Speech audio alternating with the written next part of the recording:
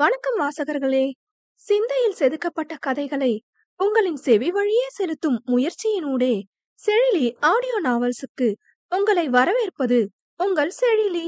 இன்னைக்கு நாம கேட்க போற கதை ரகசியமாய் தவித்திடவா. கதையின் குரலாய் நான் உங்கள் காமாட்சி. இந்த கதை உங்களுக்கு பிடிச்சிருந்தா லைக் பண்ணுங்க, ஷேர் பண்ணுங்க, கதையை பத்தின கருத்துக்களை கமெண்ட் பண்ணிட்டு சேனலை சப்ஸ்கிரைப் பண்ணிடுங்க. அப்படியே பக்கத்துல இருக்க பெல் ஐக்கான தட்டி விடுங்க. அப்பதான் நாங்க போடுற கதைகளோட நோட்டிபிகேஷன் உங்களுக்கு உடனுக்குடனே கிடைக்கும். வாங்க கதைக்குள்ள போகலாம். ரகசியம் 34. ஒரு வழியாக அறிவமுதன் அன்பினியா காதல் மாறனின் தியாக உரத்தின் மூலம் தங்கு தடையின்றி மலர்ந்திட ஒரு வகையில் அனைவருக்கும் மகிழ்ச்சியே.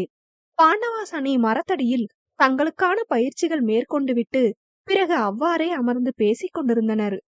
அன்றைய வகுப்பு அவ்வாறே முடிய இனியா வீட்டிற்கு கிளம்ப மற்ற 4 மட்டும் கல்லூரி மைதானத்தில் நின்றனர்.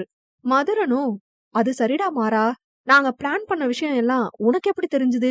இனியாவும் அறிவும் லவ் பண்றாங்கன்னு எப்படி தெரியும் என்று கேட்க, அறிவோ, ஆமாண்டா, காலையில வரைக்கும் உனக்கு நான் இனியாவ லவ் பண்றேன்னு தெரியாது, அதுக்கப்புறம் மட்டும் எப்படி தெரிஞ்சது என்று கேட்க, மதுவும், ஆமாண்டா மாறா, நானும் கேட்கணும்னு நினைச்சேன், நாங்க சொல்லாமையே எப்படி கரெக்டா அறிவு இனியாவ தேடி வந்த என்க.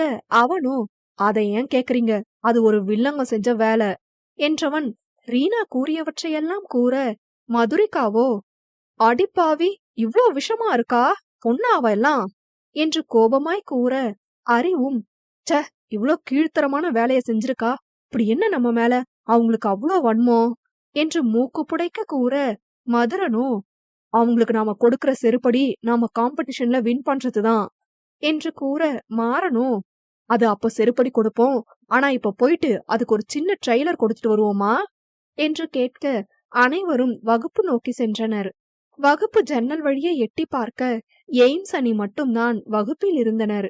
மாறனோ, கைஸ், ஒரு சின்ன கேம் பிளே பண்ணலாமா என்று கேட்டு தன் திட்டத்தை கூற அனைவரும் சரி என்றனர். முதலில் மாறன் மட்டும் கோபமாக இருப்பது போல் தன்னை காட்டிக்கொண்டு விறுவிறுவென்று தன் இடத்தில் அமர்ந்தான்.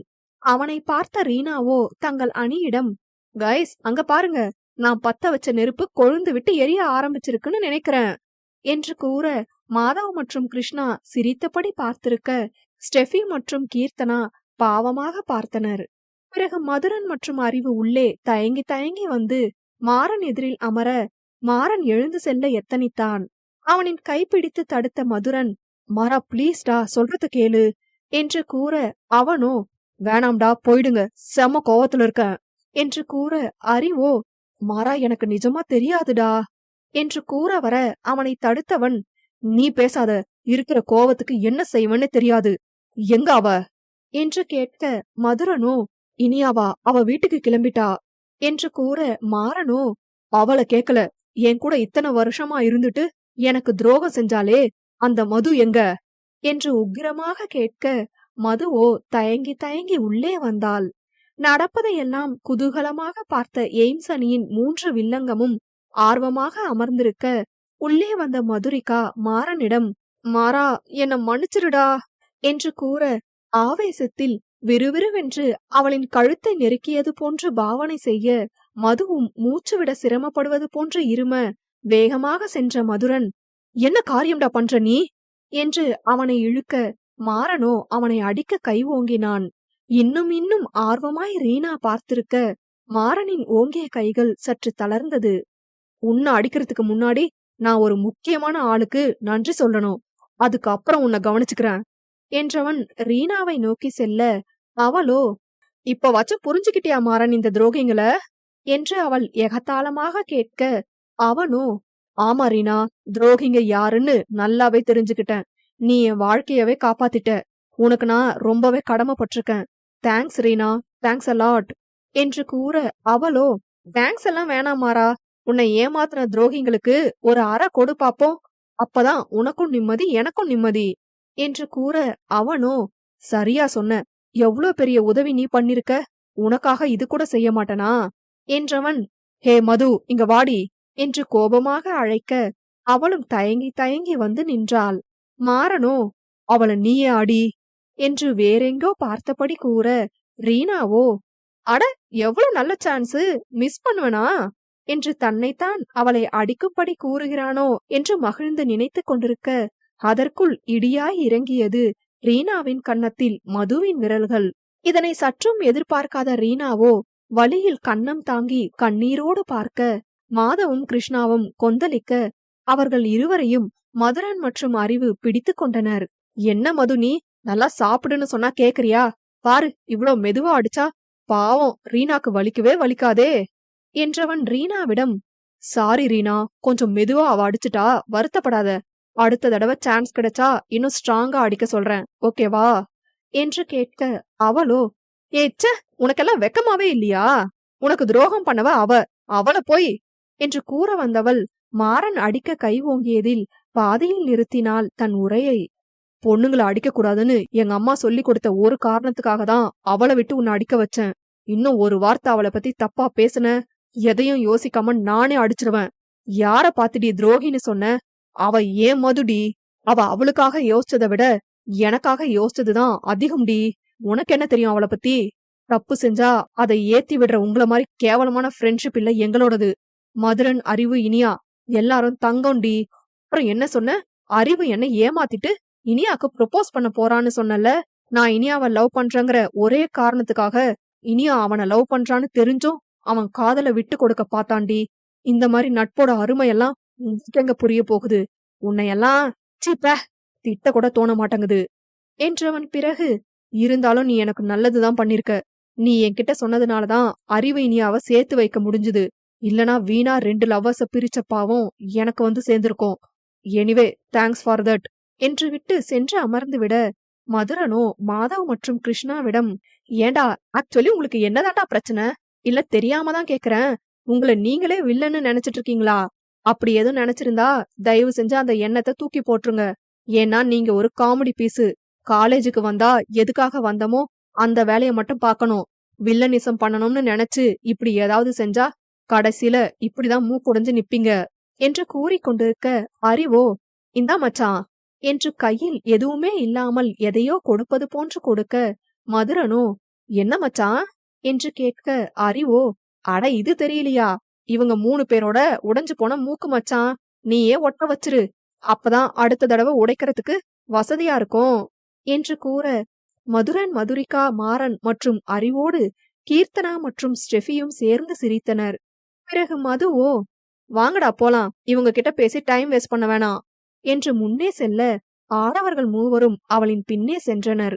அவர்கள் மறைந்ததும் கீர்த்தனா மற்றும் ஸ்டெஃபி, இதெல்லாம் உங்களுக்கு தேவையா என்று கேட்க, ரீனாவோ, வாய மூடுங்கடி, நீங்க நம்ம டீம்னு ஞாபகம் இருக்கட்டும் என்று கூற, அவர்களோ, நாம ஒரே டீமுங்கிறதுக்காக நீ செஞ்ச கேவலமான காரியத்துக்கு எங்களை துணை போக சொல்றியா என்று கீர்த்தனாவும், அதன ஏதோ ஒரு அடியோட அவனுங்க விட்டுட்டானுங்கன்னு சந்தோஷப்படு என்று ஸ்டெஃபியும் கூற, ரீனாவின் கோபம் இன்னும் பன்மடங்காக, மாதவோ, தப்ப உன் மேல வச்சுக்கிட்டு அவங்கள முறைச்சு என்ன ஆக போகுது?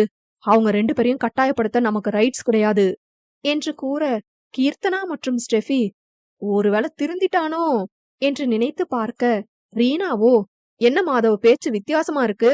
ஒருவேளை அவனுங்க அடிக்கு பயந்துட்டியோ என்று ஏளனமாக கேட்க, அதில் எரிச்சல் அடைந்த மாதவ், செய்யற விஷயத்த ஒழுங்கா பிளான் பண்ணி செய்ய துப்புல, நீ என்ன பேசுறியா என்று கேட்க, அதன பார்த்தேன், இவனாச்சு திருந்துறச்சாச்சு என்று மீண்டும் சலிப்பாக நினைத்து கொண்டனர் கீர்த்தனா மற்றும் ஸ்டெஃபி. டேய், நான் பக்காவா பிளான் பண்ணிதான் செஞ்சேன். எங்க சொதப்புச்சுன்னு தெரியல. அந்த மாறன் இங்கிருந்து கோபமா போற மாதிரிதான் போனான். கடைசியில இப்படி சரண்டர் ஆகிட்டு வருவான்னு நான் என்ன கனவா கண்டேன் என்று கேட்க, கிருஷ்ணாவோ, பிளான எங்க கிட்ட சொல்லியிருந்தாவாச்சும் நாங்க நல்ல ஐடியா கொடுத்திருப்போம். இப்படி சொதப்பி உன்னால அவனுங்க எங்களையும் சேர்த்து அசிங்கப்படுத்திட்டு போறாங்க என்று திட்ட, ரீனாவோ, நான் இந்த முயற்சியாச்சும் எடுத்தேன், நீ அத கூட பண்ணல, சும்மா சொம்பு தூக்காத என்று மாறி மாறி வாரிவிட, கீர்த்தனா மற்றும் ஸ்டெஃபி சிரிக்க, எரிச்சல் அடைந்த மாதவ், நிறுத்துறீங்களா தயவு செஞ்சு? சும்மா மாத்தி மாத்தி பேசிக்கிட்டு அவங்க டீமை பிரிக்கிறோம்னு வீணா நாம பிரிய போறோம். இப்போ அவங்க டீம் எவ்வளவு ஒத்துமையா இருக்காங்கன்னு பாத்தீங்க தானே? அத பாத்துமா புத்தி வரல என்று திட்ட, கீர்த்தனாவோ, நல்ல விஷயத்துக்கு தான் ஒத்துமையா இருக்கணும் மாதவ். நீங்க செய்யற கேவலமான விஷயத்துக்கு ஒத்துமை வேற அவசியமா? நம்ம கெரியர் சம்பந்தமான விஷயம் தவிர்த்து வேற எதுலயும் எங்க 2 பேரையும் சேர்க்காதீங்க. நாங்க துணை போக மாட்டோம் என்று கூற கிருஷ்ணாவோ, உங்க 2 பேருக்கும் பயம்னு சொல்லுங்க, அதை விட்டுட்டு சும்மா பேசக்கூடாது என்க. அதில் எரிச்சல் அடைந்த கீர்த்தனா, இவனுங்க திருந்த மாட்டானுங்க, வாடி நாம போலாம் என்று எழும்ப, அவளின் கரம் பற்றிய மாதவ், ஏ கீர்த்து, ஜஸ்ட் ரிலாக்ஸ். நீங்க 2 பேரும் எங்களை சப்போர்ட் பண்ணவும் வேணாம், எங்களை எதிர்த்து நிக்கவும் வேணாம். நாங்க உங்களை டிஸ்டர்ப் பண்ணல, ஓகேவா என்று கேட்க, அதில் மனம் இறங்கியவள் மீண்டும் அமர்ந்தாள். அதுக்காக அவனுங்கள பழி வாங்காம விடமாட்டேன் என்று அடக்கப்பட்ட கோபத்துடன் கூற கிருஷ்ணாவோ, வா மச்சான் வா மச்சான், தட்ஸ் த ஸ்பிரிட் மேன் என்று அவனை ஊக்குவிக்க, ஸ்டெஃபியோ, அவனை ஏத்தி விடுறதே நீங்க 2 பேருதான் என்று கிருஷ்ணாவையும் ரீனாவையும் குறிப்பிட்டு கூற, ரீனாவோ, அவ கிடக்கா, நீ உன் பிளான சொல்லு மாதவ் என்று கூற, அவனோ, சொன்னா அது நடக்காம போக வாய்ப்பிருக்கு, அதனால நடக்கும்போது பாத்துக்கோங்க என்று வன்மமாய் கூற, கிருஷ்ணாவும் ரீனாவும் சிரிக்க மற்ற இருவரும் தலையில் அடித்துக் கொண்டனர். ரகசியம் 35. வீட்டிற்கு சென்ற இனியா மிகவும் உற்சாகமாய் காணப்பட, அதனை கண்ட விழியோ, என்னடி மூஞ்சில 1000 வாட்ஸ் பல்ப் எரியுது, என்ன விஷயம் என்று கேட்க, இனியாவோ, அது வந்து அது வந்து என்று வெட்கப்பட்டு கொண்டே இழுக்க, என்னடி ரொம்ப இழுக்கிற, கருமும் கன்றாவி வெக்கம் வேற இதுல, ஏதோ உன் ஆளு உன்கிட்ட லவ்வ சொன்ன மாதிரி பில்டப் கொடுக்கற, மூடிட்டு என்னன்னு சொல்லு என்று கேட்க, இனியாவோ, அதே தாண்டி என்று கூற, முதலில் சரியாக கவனிக்காத விழியோ, ஓ அப்படியா என்று கூறிவிட்டு பிறகு சட்டென அவள் கூறியது புரிய, ஏது, உன் ஆளு ப்ரொபோஸ் பண்ணிட்டாங்களா என்று சத்தமாக கேட்க, அவளின் வாயை பொத்திய இனியா, எதுக்கடி இப்போ சத்தம் போடுற, அப்பாக்கு கேட்டுட போகுது பண்ணி என்று கூற, தன் வாயிலிருந்து அவளின் கையை விலக்கியவள், அடியே என்னடி இம்புட்டு ஃபாஸ்டா இருக்கீங்க, இதெல்லாம் உங்களுக்கே அநியாயமா இல்ல என்று கேட்க, அவளோ, சி போடி என்று வெட்கப்பட, நீ என்ன எழவு வேணா பண்ணிக்கோ, தயவு செஞ்சு இந்த வெட்க கன்றாவி மட்டும் பண்ணாத என்று எரிச்சலாக கூற, பிறகு அது சரி என்ன நடந்துச்சு முழுசா சொல்லு என்று கேட்க, இனியாவும் நடந்த அனைத்தையும் கூறினாள். நல்ல வேளை மாறன் தான் கடைசி நேரத்துல என்ன ரொம்ப அழ வைக்காம உண்மைய சொன்னான் என்று கூற, விழியோ, ஆமா எங்க அக்கா லவ்வெல்லாம் சேர்த்து வை, ஆனா ஏன் லவ் என்னைக்கு உனக்கு புரியுமோ என்று நினைத்தவள், செமடி, எப்படியோ ஒரு வழியா கமிட் ஆகிட்டீங்க மேடம், வாழ்த்துக்கள் என்று கூறியவள் நிறைந்த மனதோடு தன் தமக்கைக்காக மகிழ்ந்தாள். பிறகு இனியாவோ, ஏ விழி, கோவிலுக்கு போயிட்டு வரையா எனக்காக, என்னால இன்னைக்கு போக முடியாது என்று கூற, விழியோ, தோடா, லவ்ஸ் பண்றது நீங்க, உங்க லவ்வுக்கு தேங்க்ஸ் சொல்ல கடவுள்கிட்ட நான் தூது போகணுமா, அதெல்லாம் முடியாது என்று கூறியபடி எதேர்ச்சையாக கேலண்டரை பார்க்க, அதில் இன்று பிரதோஷம் என்று குறிப்பிடப்பட்டிருக்க, அட பிரதோஷம்னா நம்மாலும் கோவிலுக்கு வருமே, ரைட்டு என்று நினைத்து மகிழ்ந்தவள் சரி என்று கூற வர, அதற்குள் இனியாவோ, போடி போடி ரொம்ப தான் பண்ற, நீ ஒன்னும் போக வேணாம், நான் என் ஆளையே போக சொல்றேன் என்ற அறிவுக்கு அழைக்க போக, சட்டென அவளிடமிருந்து அலைபேசியை வாங்கியவள், சரி சரி கோச்சுக்காத, உன்னோட லவ்வுக்கு என்னோட கிஃப்டா இருந்துட்டு போகட்டும், நானே கோவிலுக்கு போறேன், அதுவும் நீ இவ்ளோ கெஞ்சு கேட்டதுனால என்று கூற, ஆஹா ரொம்ப தான் சலிச்சுக்கிற, கிளம்பு போ என்றிட, மிகவும் உற்சாகமாக கண்ணவனை காண ஆவலுடன் சென்றாள் இமைவிழி. அங்கு கோவிலுக்கு கிளம்பிய மாறனோ மதுவிடம், நான் கோவிலுக்கு போயிட்டு வரேன்டி என்று கூற, சோகமாக இருந்தால் மட்டும் தனியாக கோவில் செல்ல விரும்புவான் என்றறிந்த மது, டேய் மாறா, கவலைப்படாத, கூடிய சீக்கிரம் இதுல இருந்து நீ வெளியே வந்துடலாம் சரியா, நீ கோயிலுக்கு போயிட்டு நிம்மதியா சாமி கும்பிட்டுட்டு வா என்று கூறி அனுப்பி வைக்க மாறனும் சென்றான். என்னதான் பெருந்தன்மையாக தன் காதலை விட்டு கொடுத்தாலும் முதல் காதலின் தாக்கம் சற்று பெரிதுதானே. கோவில் வந்தடைந்த விழி கோவில் முழுவதையும் தன் கண்களால் அலச, என்ன இலாவ காணோம், இன்னும் வரலையா ஒருவேளை, சரி சாமி கும்பிட்டுட்டு வந்து வெயிட் பண்ணுவோம் என்று நினைத்துவிட்டு சன்னதி முன் நின்று வேண்ட ஆரம்பித்தாள்.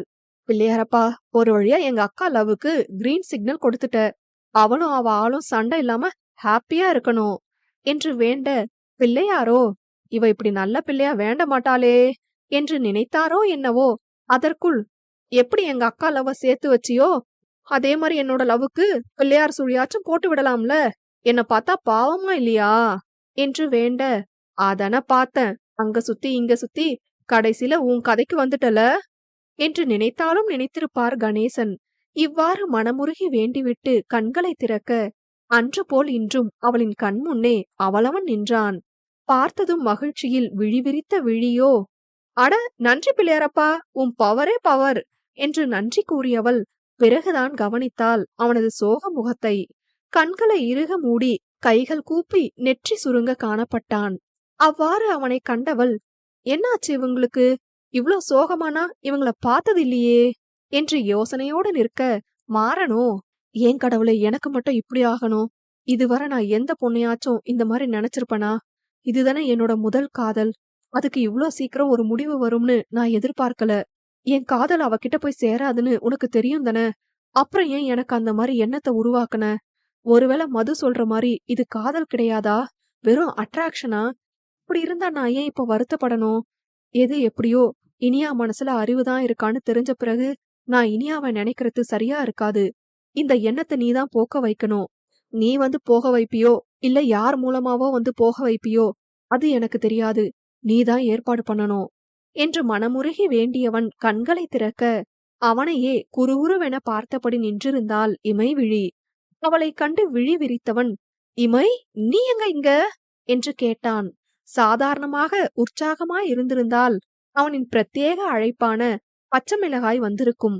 மனதில் சோகம் இருப்பதால் மனதில் பதிந்த அவளது பெயர் வெளிவந்ததோ என்னவோ. பிறகு அவன் கேட்ட கேள்விக்கு அவளோ, "அதுவா, காய்கறி வாங்க வந்தேன்" என்று கூற, அவனோ முழிக்க, மீண்டும் அவளே, "பின்ன கோவிலுக்கு எதுக்கு வருவாங்க? சாமி கும்பிடதான் வந்தேன்" என்று கூற, இப்பொழுதுதான் அவள் நக்கலாக முதலில் கூறுகிறாள் என்று புரிய வர, "ஓ, கிண்டல் பண்ணியா?" என்றவன் சிரிக்க, அவளோ, "பா, பழைய டியூப்லைட் போல, எவ்ளோ லேட்டா எரியுது" என்று கூற, அதற்கும் அவன் புன்னகைக்கத்தான் செய்தான். "சரியில்லையே, இந்நேரம் நான் பேசின பேச்சுக்கு டபுள் மடங்கா உங்ககிட்ட இருந்து கலாய் வந்திருக்கணுமே. என்ன ஆச்சாம்? சோகமா வேற இருக்கிற மாதிரி தெரியுது" என்று கேட்க, அவனோ, "பரவாயில்லையே, நான் சோகமா இருக்கன்னெல்லாம் கண்டுபிடிக்க முடியுதே உன்னால" என்று அவளை பாராட்ட, "பாராட்டெல்லாம் இருக்கட்டும், கேட்ட கேள்விக்கு பதில் காணோமே" என்று கேட்க, அவனோ, "ஆஹா, உன் அக்காவை நினைச்சுதான் இப்படி இருக்கேன்னு இவகிட்ட சொல்லவா முடியும்? ஏதாவது சொல்லி சமாளிடா" என்று யோசித்தவன் பிறகு தன்னை சகஜமாக்கிக் கொண்டு, "அது வேற ஒண்ணுமில்ல. ஒரு இடத்துக்கு போகணும்னு ரொம்ப ஆசையா போயிட்டு இருந்தேன். ஆனா பாதியிலேயே அது தப்பான பாதைன்னு தெரிஞ்சிடுச்சு. என்னால நான் நினைச்ச இடத்துக்கு போக முடியல. அதான் கடவுள்கிட்ட கேட்டுட்டு இருந்தேன்" என்று தன் காதல் நிறைவேறாத கதையை மறைமுக அர்த்தத்துடன் விரக்தியாக கூற, விழியோ, "அட, இதை எதுக்கு அவரை கேட்டு டிஸ்டர்ப் பண்றீங்க? நான் உங்களை சரியான பாதையில கூட்டிட்டு போறேன்" என்று சாதாரணமாக கூற, அவள் கூற்றில் அதிர்ந்தவன், "என்ன சொன்ன?" என்று கேட்க, அவளோ, "என்ன இம்புட்டு ஷாக்கு? ஒருவேளை இவளுக்கெல்லாம் எங்க வழி தெரிய போகுதுன்னு சந்தேகமா பாக்குறீங்களோ? நீங்க அட்ரஸ மட்டும் சொல்லுங்க. உங்களை பத்திரமா பாதுகாப்பா நான் கூட்டிட்டு போறேன். எனக்கு இந்த ஊர்ல எல்லா இடமும் அத்துப்படி" என்று அவன் வாழ்க்கை பாதை யாருடன் செல்லும் என்ற அர்த்தத்தில் கூறினான் என்று தெரியாத விழி, அவள் நிஜமாகவே ஏதோ இடத்திற்கு செல்ல வழி தெரியாமல் தான் கேட்கிறான் என்று நினைத்து கூற, அவனோ அவள் கூற்றை நினைத்து சிரித்தான். "அட கடவுளே, நான் எதையோ நினைச்சிட்டு கேட்டா இவ எதையோ நினைச்சு சொல்றா. உன் அக்காவால தப்பான ஏன் பாத எப்படி உன்னால சரியாகும்" என்று நினைத்தவனுக்கு தெரியவில்லை தன் வாழ்க்கை பாதையை அவளோடுதான் கடக்கப் போகிறோம் என்று. பிறகு, "அதெல்லாம் வேணாம், இப்ப அங்க போக அவசியம் வரல. ஆமா, அன்னைக்கு மேடம் என் ரூம்ல என்ன பண்ணி வச்சுட்டு வந்தீங்க" என்று கேட்டான் பேச்சை மாற்றும் பொருட்டு. விழியோ, "ஆத்தி, அயன் பண்ண சட்டையை எடுத்துட்டு வேற சட்டைய அயன் பண்ணி வச்சத கண்டுபிடிச்சிட்டானோ, இவன் எதை கேக்குறான்னு தெரியலையே" என்று திரு திருவென முழிக்க, அவனோ, "ஓய், உன்னதான் கேக்குறேன்" என்று கேட்க, அவளோ, "நீங்க எதை கேக்குறீங்க" என்று பீதியுடன் கேட்க, அவனோ, "அப்ப என் ரூம்ல இன்னும் வேற எதுவும் பண்ணி வச்சிருக்கியா? என்ன எதன்னு கேக்குற" என்று கேட்க, அவளோ, "ஐயோ, நாமளே வாய விட்டு மாட்டிக்கிறோமே, வேற வழி இல்ல, ஏதாச்சும் சமாளிப்போம்" என்று நினைத்து பேச வர, அதற்குள் அவன், "உன் முழு பேரை கேட்டா அத மேடம் நேரடியா என்கிட்ட சொல்ல மாட்டீங்க. பேப்பர்ல எழுதி என் பில்லோக்குள்ள வச்சுட்டு தான் போவீங்க என்ன" என்று கேட்க, அப்பொழுதுதான் விழிக்கு மூச்சே வந்தது. "அடப்பாவி மனுஷா, இதத்தான் கேட்டியா? நல்ல வேளை, நான் சட்டமேற்ற உளர வந்தேன்" என்று நினைத்தவள், "அது சும்மாதான் ஒரு சர்ப்ரைஸா இருக்குமேன்னு" என்று கூற, அவனோ, "அது சரி. ஆமா, அதென்ன இலா? இப்படி யாரும் என்ன கூப்பிட்டதே இல்ல. எதனால இப்படி கூப்பிடுற? உன் ஸ்கூலுக்கு இனியா கூட வந்தப்பவே கேட்கணும்னு நினைச்சேன். அன்னைக்கு இருந்த பதட்டத்துல கேட்க முடியல என்று கேட்க, உன்னை எல்லாரும் கூப்பிடுற மாதிரி நான் கூப்பிடக்கூடாதுன்னு தான் இப்படியே கூப்பிடுறேன். அது தெரியல உனக்கு மக்கு என்று நினைத்து கொண்டிருக்க, அப்பொழுதுதான் அவன் அவளை இமை என்று அழைத்தது நினைவிற்கு வர, அட நாம கூப்பிடுற மாதிரியே நம்மாலும் இமைன்னு வித்தியாசமா கூப்பிடுது. இதுக்கும் ரசனை இருக்கு போலயே என்று நினைத்தவள் அவனிடம், நீங்க எதுக்கு என்ன இமைன்னு கூப்பிடுறீங்க? என்னையும் இதுவரை யாரும் இமைன்னு கூப்பிட்டதில்ல என்று கூற, அப்பொழுதுதான் மாறனுக்கு அது தோன்றியது. ஆமால, நாம ஏன் இமைன்னு கூப்பிடுறோம் என்று நினைத்தவன், தெரியல, ஒரு ஃப்ளோல அதுவே வருது என்று கூற, அவளும் அதே ஃப்ளோ தான் இங்கேயும் என்று கூற, மாறனோ சிரித்தான். வாயாடி, வாய் மட்டும் இல்லனா நீ எல்லாம் இருக்கிற இடமே தெரியாது என்று கூற, அவளோ, ஹலோ, என் ஹைட்ட பத்தி பேசாதீங்க. I am not short, I am just cute, okay? நீங்க தான் அதிகமா வளர்ந்திருக்கீங்க என்று சிலுப்பிக் கொள்ள, அவனோ, அடேங்கப்பா, குட்டச்சிக்கு கோபம் வேற. உன்னை நான் பச்சை மிளகான்னு கூப்பிடுறதுல தப்பே இல்ல. அந்த மாதிரிதான் இருக்க. குட்டியா இருந்தாலும் காரம் மட்டும் அதிகமா இருக்கு என்று கூறி சிரிக்க, அவனது சிரிப்பை ரசிக்கத்தான் செய்தாள் பெண்ணவள். தன்னையே அவள் பார்த்து கொண்டிருப்பதை உணர்ந்தவன், ஓய், என்ன அப்படி பாக்குற என்று கேட்க, அவன் கேள்வியில் தன்னிலை அடைந்தவள், ச்சே, இப்படியா அவன் கேக்குற அளவுக்கு பார்த்து வைப்போம் என்று தன்னைத்தானே நொந்தவள். பிறகு, இல்ல, திருநீர் குங்குமம் எல்லாம் வைக்கிற பழக்கம் இல்லைன்னு சொன்னீங்க. ஆனா ரொம்ப மனமுருகி வேண்டிட்டு இருந்தீங்க.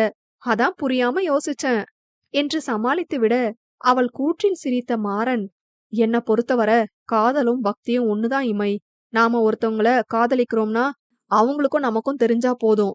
ஊர் உலகத்துக்கே அத சொல்லி புரிய வைக்கணும்னு அவசியம் இல்ல என்று கூறியவன், ஆனா நான் அவளை தவிர மத்த எல்லாருக்கும் தெரிய வச்சு என்னையும் கஷ்டப்படுத்தி என்ன சுத்தி இருக்க மத்தவங்களையும் கஷ்டப்படுத்தி இருக்கேன் என்று நினைத்தவன் மீண்டும், அதே மாதிரிதான் பக்தியும். என்னோட பக்தி எனக்கும் நான் வேண்ட அந்த கடவுளுக்கும் தெரிஞ்சா போதும். வெளி உலகத்துக்கு தெரியப்படுத்த விரும்பல என்று கூற, விழியோ, புரியுது, காதல் பத்தி இவ்ளோ சொல்றீங்க, அனுபவமோ என்று கேட்டு, கடவுளே ஆமான்னு மட்டும் சொல்லிடக்கூடாது என்று நினைத்தபடி நிற்க, அவனோ, பிறந்ததுல இருந்து இப்ப வர சிங்கிள் தான், கமிட் ஆக வாய்ப்பு கிடைக்கல என்று தன் நிலைமையை மறைமுகமாக கூற, அவளோ, அப்பாடா, அப்ப இலாவோட முதல் காதலா நாம தான் இருக்கணும் என்று நினைத்து மகிழ்ந்தவள், நீங்க ஏதோ ஒரு விஷயத்த நினைச்சு வருத்தப்படுறீங்கன்னு நல்லாவே தெரியுது. என்னன்னு கேட்க நான் விரும்பல.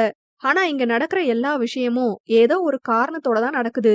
நீங்க நினைச்சது நடக்கலனா கடவுள் நமக்காக வேற ஒரு பிளான் வச்சிருக்காருன்னு அர்த்தம். அதனால ரொம்ப ஒரி பண்ணிக்காதீங்க இலா, எல்லாம் நன்மைக்கே என்று பொதுவாக ஆறுதல் கூற, அவனுக்கும் அவள் கூறியதில் மனது லேசாகியது போன்ற உணர்வு. Thanks Imai, your words make me better. Bye, பாத்து போ வீட்டுக்கு என்றவன் புன்னகைத்து சென்றான். அவன் கூற்றில் மகிழ்ந்தவள், இதே மாதிரி காலம் முழுக்க நீங்க சோர்ந்து போகிற நேரமெல்லாம் நான் உங்களை தேத்தணும், அவ்வளவுதான் என் ஆசையிலா என்று தனக்குள்ளே கூறிக்கொண்டவள் வீட்டிற்கு கிளம்பினாள். ரகசியம் 36. அன்றிலிருந்து ஒரு ஜோடி புறாக்கள் காதலில் மிதக்க ஆரம்பிக்க, மாறனுக்கு அவ்வப்போது இனியா அறிவு காதலை பார்த்து வருத்தமாக இருந்தாலும், மற்றொரு புறம் இனியாவின் மகிழ்ச்சியை நினைத்து சந்தோஷமும் பட்டு கொண்டான். அறிவும் மாறனின் உணர்வுகளுக்கு மதிப்பு கொடுத்து அவர்கள் ஐவரும் ஒன்றாக இருக்கும் சமயம் இனியாவிடமிருந்து சற்று ஒதுங்கியே இருந்தான். மதுரிகாவோ மதுரனிடமிருந்து தன்னை விலக்கிக் கொள்ளும் முயற்சியில் ஈடுபட்டிருந்தாள். அதனை உணர்ந்த மதுரனோ, இவ ஏன் இப்படி ஒதுங்கி போறா, நல்லாதானே இருந்தா, திடீர்னு என்ன ஆச்சு என்று சிந்தித்தபடியே அவளது நடவடிக்கையை கவனித்தபடி இருந்தான். போட்டிக்கான பயிற்சிகளின் போது மட்டும் அவனுடன் சேர்ந்து கொள்வாள். அதுவும் அவர்கள் இருவரும் தான் ஜோடிகள் என்ற காரணத்தால் மட்டுமே. நாட்கள் வாரங்களாக அவளது ஒதுக்கங்கள் தொடர்ந்தபடியே இருக்க, அவளிடம் கேட்கலாமா என்று ஒரு மனது ஏங்க, இப்பொழுது வேண்டாம், சமயம் வரும்பொழுது கேட்டுக்கொள்ளலாம் என்று இன்னொரு மனது அமைதி காத்தது. பிறகு இனி சில நாட்களுக்கு கடுமையாக பயிற்சிகள் மேற்கொள்ள வேண்டும் என பாண்டவாஸ் அணி முடிவு செய்து தொடர்ந்து பயிற்சியும் செய்தனர். அவ்வாறே ஒரு வழியாக போட்டிக்கான காட்சிகளை படம் பிடிக்கும் நாளும் வந்தது. முதலில் மாறன் அறிவு மற்றும் இனியாவின் இயற்கை பட காட்சிகளை அவர்கள் நடிக்க மதுரன் அதனை படம் பிடித்தான். மதுரிகா அவனுக்கு உதவி செய்தாள். இனியா அறிவு தத்தம் நான்சி மற்றும் கேப்டன் கதாபாத்திரத்தை மிக அழகாகவே நடித்தனர். மாறனுக்கும் மருது கதாபாத்திர உணர்ச்சிகளை கஷ்டப்பட்டு வெளிக்கொணர்ந்து நடிக்க வேண்டிய அவசியம் ஏற்படவில்லை. காட்சியில் தனக்கு என்ன கதாபாத்திரமோ அதையேதானே வாழ்க்கையாக சில நாட்களாக வாழ்ந்து கொண்டிருக்கிறான். நான்சியின் மீது காதல் இருந்தும் அவளது காதல் கேப்டன் மீதுதான் என்று அறிந்து கேப்டன் திரும்பி வந்ததும் தன் காதலை தாரை வார்த்து கொடுத்த மருதுவின் கதாபாத்திரத்தை மிகவும் உணர்வு பூர்வமாக வடித்திருந்தான் மாறன். கதையில கூட மருது நான்சி கிட்ட அவரோட காதலை வெளிப்படுத்திடுவாரு. ஆனா எனக்கு அந்த வாய்ப்பு கூட கிடைக்கல. ஆனா இதுவும் நல்லதுதான். கிடைக்காதுன்னு தெரிஞ்ச காதல சொன்னா என்ன சொல்லாட்டி என்ன, என்னோட காதல் நிறைவேறாதுன்னு முதலியே இந்த கேரக்டரை எனக்கு கொடுத்து கடவுள் எச்சரிக்கை விட்டுருக்காரு போல. எனக்கு தான் புரியாம போயிடுச்சு. பரவாயில்ல, காதலிக்கிறவங்க கூட வாழ்ந்தாதான் காதலா? நாம காதலிச்சவங்க அவங்க காதலிக்கிற நபர் கூட சந்தோஷமா வாழ்றத சந்தோஷமா பாக்குறது கூட காதல் தானே. இனிமே இனியா எனக்கு ஒரு ஃப்ரெண்டு மட்டும்தான் என்று தனக்குள் நினைத்து கொண்ட மாறன் அதிலிருந்து வெளிவர தொடங்கி இருந்தான். பிறகு மதுரன் மற்றும் மதுரிகாவின் சச்சின் பட காட்சிகளை படம் பிடிக்க ஆரம்பித்தனர். மதுரன் தன் இயல்பான நடிப்பால் தனக்கு கொடுத்த கதாபாத்திரத்தை மிகவும் நேர்த்தியாக நடித்தான். மதுவை ஷாலினி கதாபாத்திரமாக பார்க்காமல் அவனது தூரிகாவாகவே நினைத்து நடிப்பது அவனுக்கு இன்னும் உணர்வுகளை அதிகப்படுத்தி உணர்வு பூர்வமாக காட்டியது. மதுவோ நிஜத்தில்தான் அவனிடம் தன் உணர்வுகளை கட்டுப்படுத்தி மறைக்க வேண்டியிருக்கிறது. காட்சிகள் மூலமாக அனைத்தையும் வெளிக்கொணர்ந்து தன் மனக்காயங்களை போக்கிக் கொள்ள முடிவு செய்து நடிக்க அதுவும் மிக அழகாக படம் பிடிக்கப்பட்டது. கடைசி காட்சியான ஏர்போர்ட்டில் நிகழும் காட்சிகளை மிகவும் ரசனையாக நடித்திருந்தனர் இருவரும். இவ்வாறு தொடர்ந்து தங்கள் கடின உழைப்பால் பயிற்சிகள் மேற்கொண்டு கடைசியில் தத்தம் காட்சிகளை நடித்து அதனை படமும் பிடித்தாயிற்று. நாளை அவரவர் படம் பிடித்த காட்சிகளை அனைவரது முன்பிலும் ஒலிக்கவிட்டு யாரெல்லாம் தேர்வாகின்றனர் என்று முடிவு செய்யும் நாள். அனைவருக்கும் விடியல் உற்சாகமாகவும் ஆர்வமாகவும் விடிய காலை வழக்கத்தை விட முன்னதாகவே நம் பாண்டவாஸ் அணி வகுப்பிற்கு வந்து விட்டனர். டே, எல்லாம் பக்காவா இருக்குதானே வீடியோல என்று இனியா கேட்க, மதுரனோ அதெல்லாம் ரெடியா இருக்கு, காலையில கூட செக் பண்ணி பார்த்தேன் என்று கூற, மாறனோ எனக்கு தெரிஞ்சு நம்ம வீடியோ ரொம்ப நல்லா வந்திருக்குன்னு நினைக்கிறேன் என்று கூற, மதுரிகாவோ ஆமாண்டா சும்மாவா எவ்வளோ ஹார்ட் ஒர்க் பண்ணிருக்கோம் என்றாள். அறிவோ ஆமா, நம்ம உழைப்புக்காகவாச்சு கண்டிப்பா நம்ம டீம்ல யாராச்சும் ஒருத்தர் செலக்ட் ஆகுவாங்க. யார் செலக்ட் ஆனாலும் நமக்கு சந்தோஷம்தான் என்று கூற, இனியாவோ சரியா சொன்னடா திருட்டு பயலே, எனக்கு என்னமோ மாறன் தான் செலக்ட் ஆவான்னு தோணுது. மருது கேரக்டரை அவ்வளோ பெர்ஃபெக்டா பண்ணிருக்கான் என்று கூற, மாறனோ அது நடிப்பில்லை இனியா, உன் மேல எனக்கு இருந்த ஃபீலிங்ஸ் எனக்கே தெரியாம வெளியே வந்துடுச்சு என்று நினைத்தவன் விரக்தியாக சிரித்து கொண்டான். அவனது மனநிலை புரிந்த மதுரிகா அவன் கைகளை ஆதரவாய் பற்ற அவளிடம் ஒண்ணுமில்ல, ஐம் ஆல்ரைட் என்று கண்களால் கூறி கண்ணின் ஓரம் கசிந்த நீரை யாரும் அறியா வண்ணம் துடைத்து கொண்டான். பிறகு வகுப்பினுள் வந்த வேம்பு, ஹாய் கைஸ், எல்லாரும் காம்படிஷனுக்கு ரெடியா இருக்கீங்களா? அவங்க வீடியோ சேவ் பண்ண பென்டிரைவ்ஸ அவங்க டீம் நேம் எழுதின டேகோட என்கிட்ட சப்மிட் பண்ணுங்க என்று கூற, ஒவ்வொரு அணியிலிருந்தும் ஒவ்வொருவர் சென்று கொடுக்க, எய்ம்ஸ் அணியிலிருந்து மாதவ் சென்று கொடுத்துவிட்டு திரும்பி வர, நம் பாண்டவாஸ் அணியின் சார்பாக மதுரன் கொடுக்க செல்ல இருவரும் ஒருவரை ஒருவர் திமிராக பார்த்து கொண்டனர். உனக்கு இருக்குடி இன்னைக்கு பெரிய ஆப்பு என்று நினைத்தபடி எகத்தாளமாக சிரித்து கொண்டு மாதவ் சென்று அமர மதுரன் கொடுத்துவிட்டு வந்து அமர்ந்தான். பிறகு வேம்புவோ, ஓகே கைஸ், இப்ப எல்லாரும் வந்து ஆடிட்டோரியம்ல அசம்பிள் ஆகுங்க. சஹா பிலிம் இண்டஸ்ட்ரியில இருந்து வந்துட்டு இருக்காங்க. அவங்க வந்ததும் காம்படிஷன் ஸ்டார்ட் ஆயிடும். ஆல் த பெஸ்ட் கைஸ் என்று கூறிவிட்டு செல்ல அனைவரும் கலையரங்கத்தில் குழுமினர். வேம்பு கூறியது போல் சிறிது நேரத்தில் சஹா பிலிம் இண்டஸ்ட்ரியிலிருந்து 5 பேர் வந்து கலையரங்கத்தின் முதல் வரிசையில் அமர ஒவ்வொரு காட்சியாக கலையரங்கத்தில் ஒளிபரப்பாக தொடங்கியது. ஒவ்வொரு காட்சிகளும் ஒளிபரப்பாகி முடிக்க முடிக்க தங்கள் கையில் இருந்த கையேடுகளில் மதிப்பெண்களை குறித்து கொண்டனர். 15வது காட்சியாக மாதவ் மற்றும் கீர்த்தனா நடித்திருக்கும் காட்சியும், அதற்கடுத்து கிருஷ்ணா, ரீனா மற்றும் ஸ்டெஃபி நடித்திருக்கும் காட்சியும் ஒளிபரப்பப்பட்டது. அதனை பார்த்த மதுரன் தன் அணியிடம், டே, இந்த டீம் அதிக பிரசங்கி வேலை அடிக்கடி செஞ்சாலும் ஆக்டிங் செமையா பண்ணிருக்காங்கல்ல என்று கூற மற்றவர்களும் ஆமோதித்தனர். அவன் கூற்றை பின்னே அமர்ந்திருந்த ஸ்டெஃபி கேட்டு கீர்த்தனாவிடம், அந்த டீமுக்கும் நமக்கும் ஆகாதுன்னு தெரிஞ்சோ நம்ம டீம் பத்தி பாராட்டி பேசுறாங்கடி அந்த டீம், செமல்ல என்று கூற, கீர்த்தனாவும் ஆமாண்டி, இப்படி நல்ல எண்ணம் இருக்கிறவங்கள போய் நம்ம டீம்ல இருக்க பிசாசுங்க பழிவாங்க நினைக்குதுங்க என்று பாவமாக கூற, ஸ்டெஃபியோ, அது சரி, அவங்க 3 பேரும் எங்க? ஆளையே காணோம் என்று கேட்க, கீர்த்தனாவோ, அதான் நானும் யோசிக்கிறேன்டி, ஏதாச்சும் வில்லங்கம் பண்றதுக்கு போயிருக்குங்களோ என்று யோசனையாக கேட்டுக்கொண்டிருக்க, பொழுது மூவரும் வந்து அமர்ந்தனர். எங்கடா போனீங்க என்று கேட்க, மாதவோ, நத்திங் ஸ்டெஃபி என்றவன் ரீனா மற்றும் கிருஷ்ணாவை பார்த்து அர்த்தமாக சிரித்து கொண்டான். அதனை கவனித்த கீர்த்தனா, ஹே, இவங்க ஏதோ பண்ணிட்டு வந்திருக்காங்க கன்ஃபார்ம் என்று ஸ்டெஃபியிடம் கூறிக்கொண்டிருக்க, அடுத்து பாண்டவாஸ் அணியின் பெயர் வாசிக்கப்பட அவர்களது பென்டிரைவை சொருக அதில் காட்சிகள் ஏதும் இல்லை என்று காண்பிக்க, வேம்பு அடுத்த அணியின் பெயரை வாசித்து அவர்களது காட்சிகளை ஒளிபரப்ப விட்டு பாண்டவாஸ் அணியை தேடி வந்தார். மதுரன், என்னாச்சு? நீங்க கொடுத்த பென்டிரைவ் எம்டியா இருக்கு, எதுவுமே இல்லையே என்று கூற, பாண்டவாஸ் அணியில் இருக்கும் அனைவரது முகத்திலும் அதிர்ச்சி. சார், என்ன சொல்றீங்க? நல்லா பாத்தீங்களா என்று கேட்க, அவரோ, 2 தடவை செக் பண்ணிட்டேன், எதுவுமே இல்ல என்று கூற, ஐவருக்கும் என்ன செய்வதென்று தெரியவில்லை. மாதவ், கிருஷ்ணா மற்றும் ரீனா குதூகலமாக பார்த்து கொண்டிருக்க, கீர்த்தனா மற்றும் ஸ்டெஃபிக்கு அந்த மூவர் செய்த வில்லங்கம் புரிந்தது. பாவிங்களா, இப்ப பண்ணிட்டீங்களே என்று இருவரும் தங்களுக்குள் புலம்பினர். பிறகு பாண்டவாஸ் அணி இருக்கையிலிருந்து எழுந்து வீடியோ ஒளிபரப்பும் அறைக்கு சென்று சோதனை செய்ய, வேம்பு கூறியது போல் எதுவும் இல்லை அதில். வேம்புவோ, என்னப்பா இப்படி பண்ணிட்டீங்க? 2 மாச உழைப்ப இப்படி கவனம் இல்லாம வைக்கலாமா? மத்த வீடியோஸ் எல்லாம் ஓடி முடியறதுக்குள்ள ஏதாச்சும் செய்யுங்க சீக்கிரம் என்று கூற, மாறனோ, கைஸ் டோன்ட் வரி, இப்படி ஏதாச்சும் ஆக கூடாதுன்னு தான் இன்னொரு பென்டிரைவ்ல காப்பி பண்ணி எடுத்துட்டு வந்தேன். கிளாஸ்ல பேக்ல இருக்கு, வாங்க என்றபடி சென்று அதனை எடுத்து தங்கள் அலைபேசியில் கேபிள் மூலம் சொருகி பரிசோதித்து பார்க்க, அதிலும் எதுவும் இல்லை. டேய், என்னடா இது? எப்படி 2 பென்டிரைவ்ல இருக்கிற வீடியோஸும் டெலீட் ஆகும்? ஒன்னும் புரியலையேடா என்று மாறன் பதற்றமாக கூற, மதுரனோ, எனக்கு அந்த மாதவ் டீம் மேலதான் சந்தேகமா இருக்கு. ச்ச, இப்படி பண்ணுவானுங்கன்னு எதிர்பார்க்கல என்று அடக்கப்பட்ட கோபத்துடன் கூற, வகுப்புக்குள் ஓடி வந்தனர் கீர்த்தனாவும் ஸ்டெஃபியும். வந்தவர்கள், உங்க வீடியோஸ் பிளே ஆகாம போனதுக்கு மாதவ், கிருஷ்ணா, ரீனா தான் காரணம். எங்களுக்கு இப்பதான் தெரிஞ்சது, இப்படி பண்ணுவாங்கன்னு கொஞ்சம் கூட எதிர்பார்க்கல. முதலியே அவங்க பிளான் தெரிஞ்சிருந்தா உங்ககிட்ட சொல்லிருப்போம். பட் இப்ப என்ன செஞ்சாங்கன்னு எங்களுக்கு தெரியல. எங்க கிட்ட கூட அவங்க சொல்லல.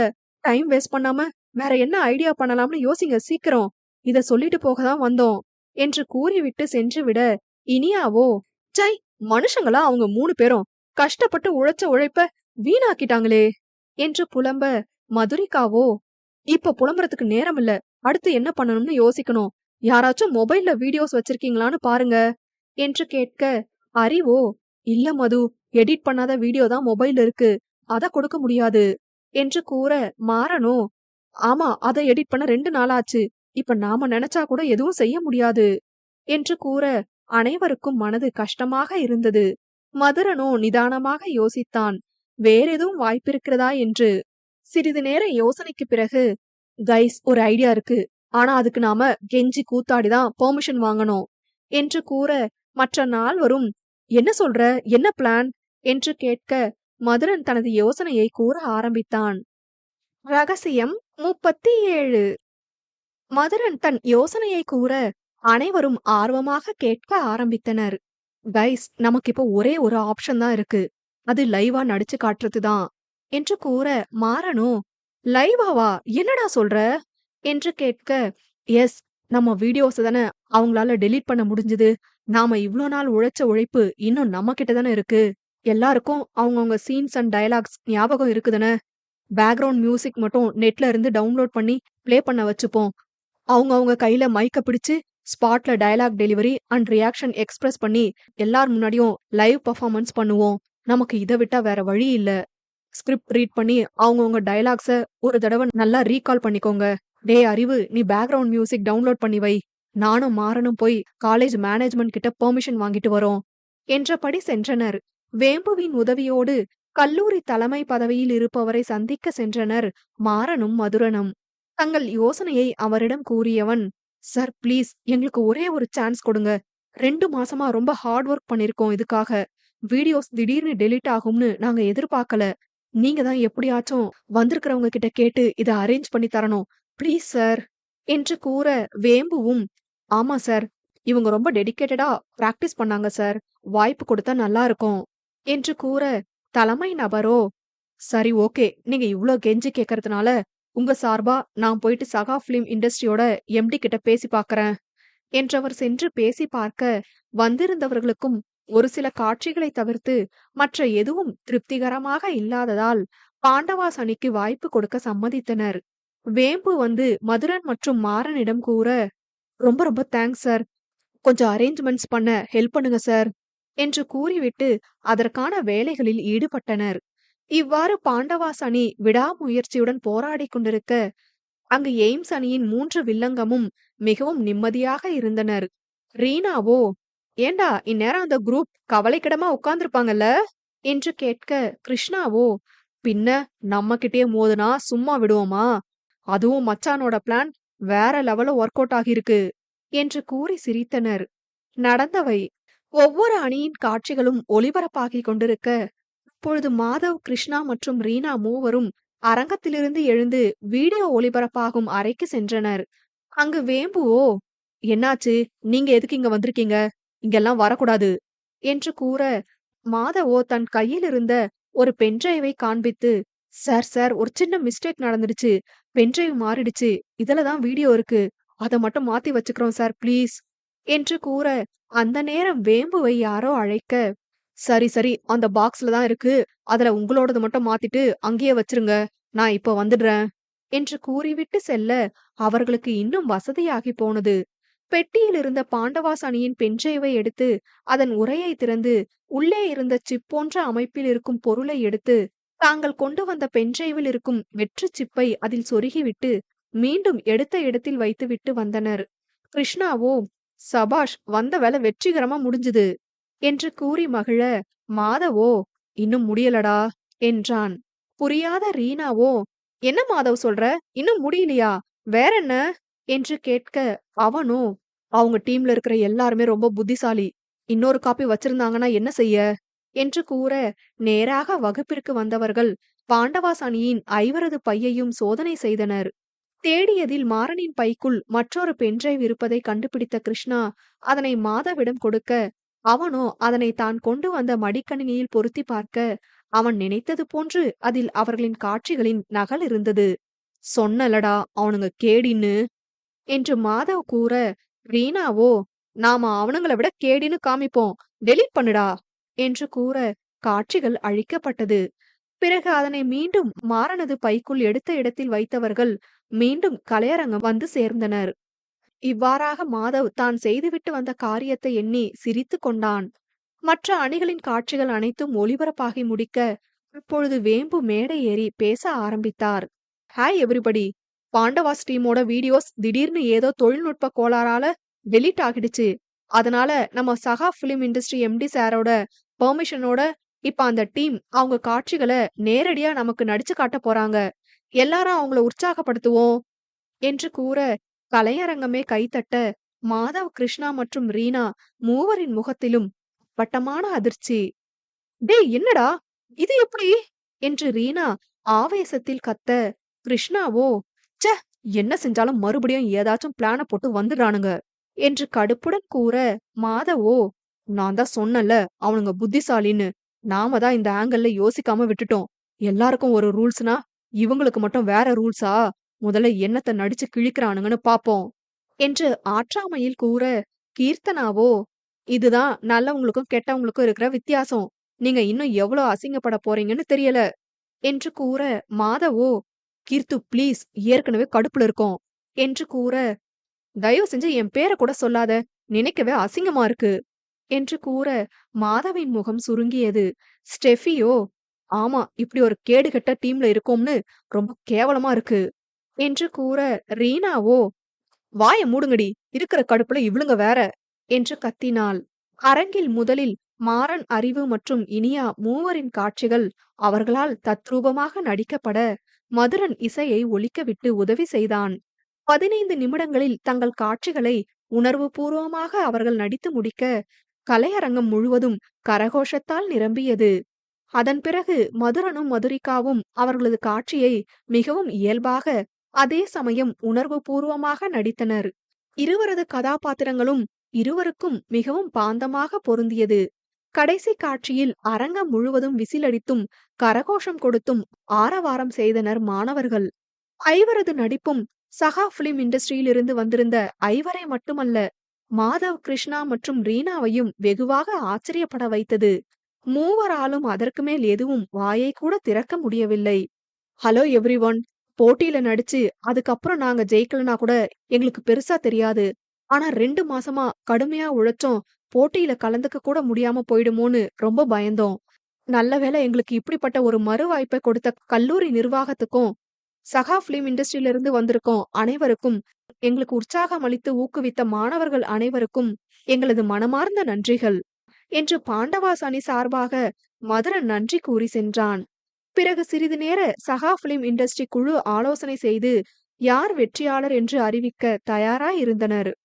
மேடை ஏறிய சகா பிலிம் இண்டஸ்ட்ரி மேனேஜிங் டைரக்டர் தன் உரையை ஆரம்பித்தார். Glad to meet you all. எல்லாருமே ரொம்ப அருமையா நடிச்சிருந்தீங்க. அதுவும் பக்காவா 15 நிமிஷத்துக்குள்ள எல்லாருமே செஞ்சிருந்தது பாராட்டப்பட வேண்டிய விஷயம். நாங்க பார்த்ததுல இருந்து ஒரு 5 பேரை தேர்ந்தெடுத்திருக்கோம். நிஜமா அருமையா பண்ணிருந்தாங்க. இவங்கள நாங்க தேர்ந்தெடுக்க காரணம், போட்டி விதிமுறைகளை சரியா பின்பற்றி ரொம்ப வசனங்கள் மற்றும் உணர்வுகளை சரியா அழகா வெளிப்படுத்தியிருந்தாங்க. இப்ப நேரடியா போட்டியோட முடிவை அறிவிச்சிடலாமா?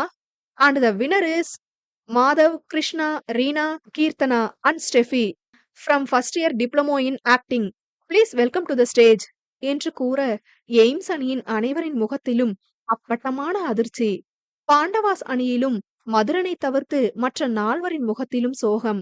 அதனை கண்டவன், கைஸ் இப்ப எதுக்கு சோகம்? நம்மளோட டேலண்ட நாம வெளியே காட்டணும். அதுக்காக நாம இவ்ளோ நேரம் போராடி இருக்கோம். வெற்றி கிடைக்கிறதும் கிடைக்காததும் நம்ம கையில இல்ல. இது வெறும் ஆரம்பம் தானே. இன்னும் நமக்கு நிறைய நேரம் இருக்கு. இதுக்காக அந்த எய்ம்ஸ் குரூப் போராடுச்சு. வாங்கிட்டு போகட்டும் விடுங்க. நம்ம உழைப்புக்கான பலன் நமக்கு கண்டிப்பா கிடைக்கும் ஒரு நாள் என்று ஆறுதல் கூற சற்று மட்டுப்பட்டனர். எய்ம்ஸ் அணியின் ஐவரும் குழப்பமாக மேடை ஏறி நின்றனர். அவர்களே பாண்டவாஸ் அணிதான் வெற்றி பெறும் என்று நினைத்திருந்தனர். மாறாக தங்களை வெற்றி பெற்றவராக கூறியதில் அவர்களுக்கு ஆச்சரியமே. ஆனால் அரங்கம் முழுவதும் பாண்டவாஸ் பாண்டவாஸ் என்று ஆர்ப்பரிக்க சகா film industry MD, listen guys, உங்க விருப்பம் புரியுது. என்னோட முதல் முடிவு கூட அவங்களாதான் இருந்துச்சு. ஆனா மத்த டீம் எல்லாருமே ரூல்ஸ கடைபிடிச்சு பண்ணிருக்காங்க. இவங்க சூழ்நிலையால விதிமுறைகளை கடைபிடிக்க தவறி இருந்தாலும் பாண்டவாஸ் டீமோட நடிப்பு மிகவும் பாராட்டுக்குரியது. ஏன் சொல்றேன்னா, வீடியோஸ் எடுக்கும்போது நீங்க நிறைய டேக் எடுத்து பிட் பிட்டா பண்ணிருப்பீங்க. ஆனா அவங்க மேடை ஏறி இத்தனை பேர் முன்னிலையில சிறு பிசிறு கூட தட்டாம அவ்வளோ நம்பிக்கையா உணர்வு பூர்வமா பண்ணிருந்தாங்கன்னு நான் சொல்லி உங்களுக்கு தெரிய வேண்டிய அவசியம் இல்லைன்னு நினைக்கிறேன். ஆனா இப்போ இவங்கள வெற்றி பெற்றவங்கன்னு அறிவிச்சா எல்லாம் சரியா விதிமுறைகள் கடைபிடிச்சு பண்ணுன மத்த டீம அசிங்கப்படுத்துற மாதிரி ஆகும். அதனால இந்த போட்டி பொறுத்தவரை எய்ம்ஸ் அணிதான் வெற்றி பெற்றதா அறிவிக்கிறோம். ஆனா கூடிய சீக்கிரமே இதை விட பெரிய பட்ஜெட்ல நான் ஒரு ப்ராஜெக்ட் பண்ணலாம்னு இருக்கேன். அதுக்கு எந்தவித போட்டியும் வைக்காம நேரடியா பாண்டவாஸ் அணியை தான் தேர்ந்தெடுக்க போறேன்னு இப்போ உங்க முன்னாடி அறிவிச்சுக்கிறேன் என்று எய்ம்ஸ் அணியை மேடையில் நிற்க வைத்து பாண்டவாஸ் அணியை அவர் உயர்வாக பேசியதே மாதவ், கிருஷ்ணா மற்றும் ரீனாவுக்கு மிகப்பெரிய தண்டனையாக இருக்கும். கீர்த்தனாவுக்கும் ஸ்டெஃபிக்கும் இப்பொழுதுதான் நிம்மதியாக இருந்தது. அவரின் கூற்றை கேட்ட பாண்டவாஸ் அணியின் ஐவரது முகத்திலும் ஆச்சரியம் கலந்த மகிழ்ச்சி தாண்டவமாடியது. மதுரன் கூறியபடி அவர்கள் உழைப்பிற்கான பலன் இன்றே கிடைத்ததில் அனைவருக்கும் மகிழ்ச்சியே. ரகசியம் 38.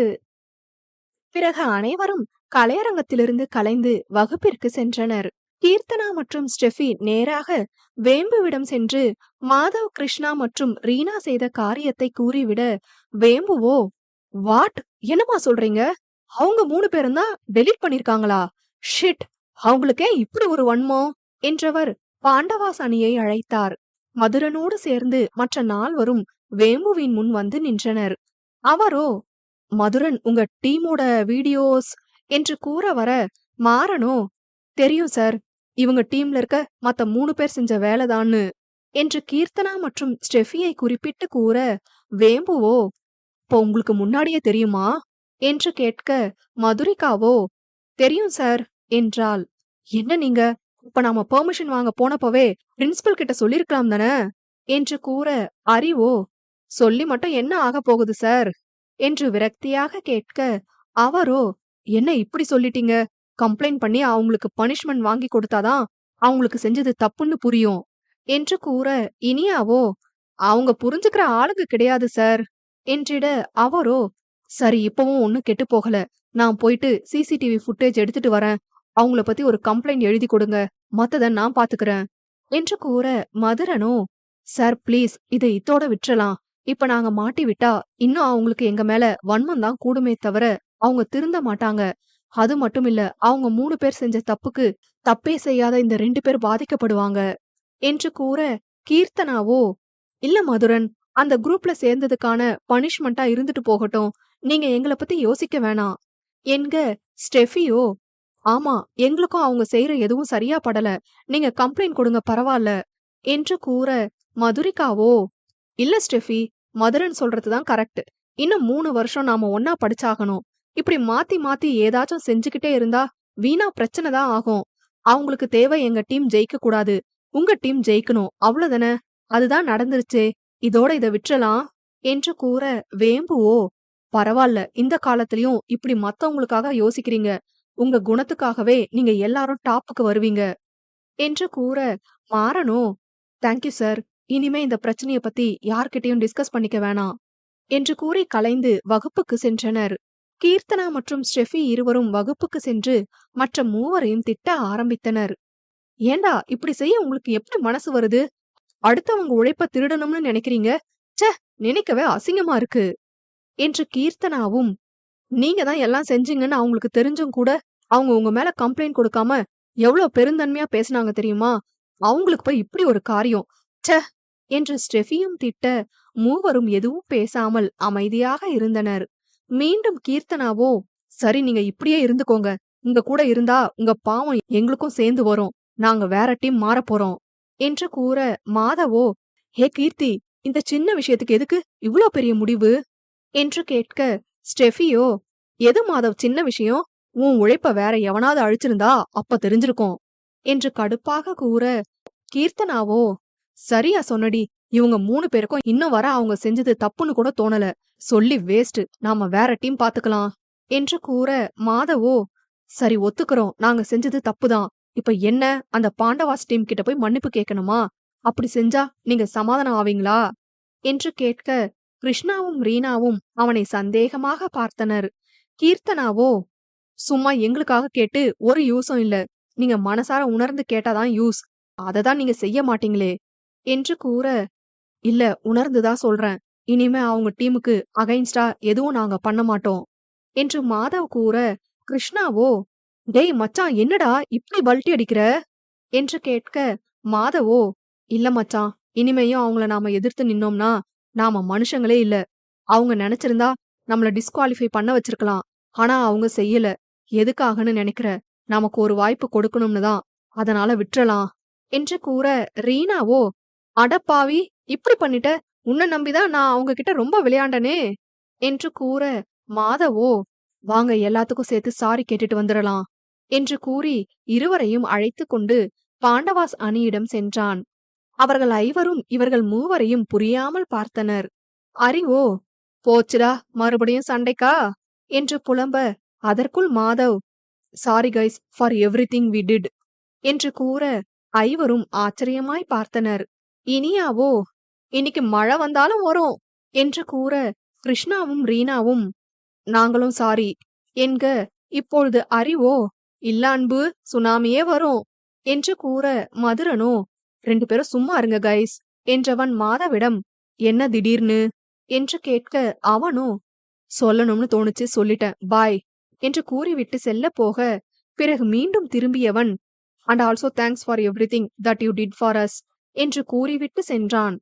என்னடா இவனுங்க பொசுக்குன்னு சரண்டர் ஆகிட்டானுங்க என்று மதுரிகா கேட்க, மாறனோ அதுக்காக தானே நாம அவங்க மேல கம்ப்ளைண்ட் கொடுக்காம வந்தோம்.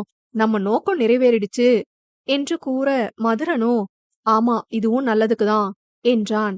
பிறகு இனியாவோ அப்ப வாங்க நம்ம எல்லாரும் ஹோட்டல் போலாம், நம்ம வெற்றியை கொண்டாட வேணாமா என்று கேட்க, மதுரிகாவோ சூப்பர் டி இனியா, நானும் இதுதான் சொல்லலாம்னு இருந்தேன் என்று கூற, மாறனோ என்னடா நீங்க 2 பேரும் இன்னும் சோறுன்னு ஆரம்பிக்கலையேன்னு நினைச்சேன், ஆரம்பிச்சிட்டீங்க என்க, அறிவோ சரியா சொன்ன மாறா என்று சிரிக்க, பெண்கள் இருவரும் முறைக்க, மதுரனோ, சரி வாங்க போயிட்டு வரலாம். அவங்க ஆசையை நிறைவேத்துறது நம்ம கடமை தானே என்று கூறியவன் மதுரிகாவை பார்த்து கண்ணடிக்க, அவளோ, கடவுளே, இவன் சும்மா பார்த்தாலே என்னால பார்க்க முடியாது.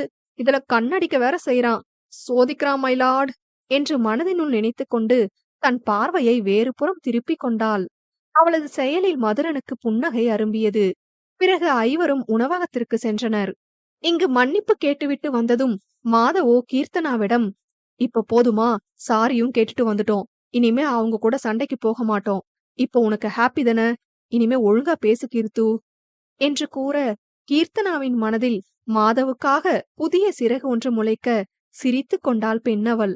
கிருஷ்ணாவும் ரீனாவும், என்னடா நடக்குதிங்க என்று கேட்க, ஸ்டெஃபியும், அதன தனியா ஒரு ட்ராக் ஓடுது போல என்று கேட்க, மாதவ் மற்றும் கீர்த்தனா புன்னகைத்துக் கொண்டனர். அங்கு ஐவரும் உணவகத்திற்கு செல்ல, இனியாவோ ஏதோ பேசிக் கொண்டிருக்கும் பொழுது விழியை பற்றி பேச்சு எழுந்தது.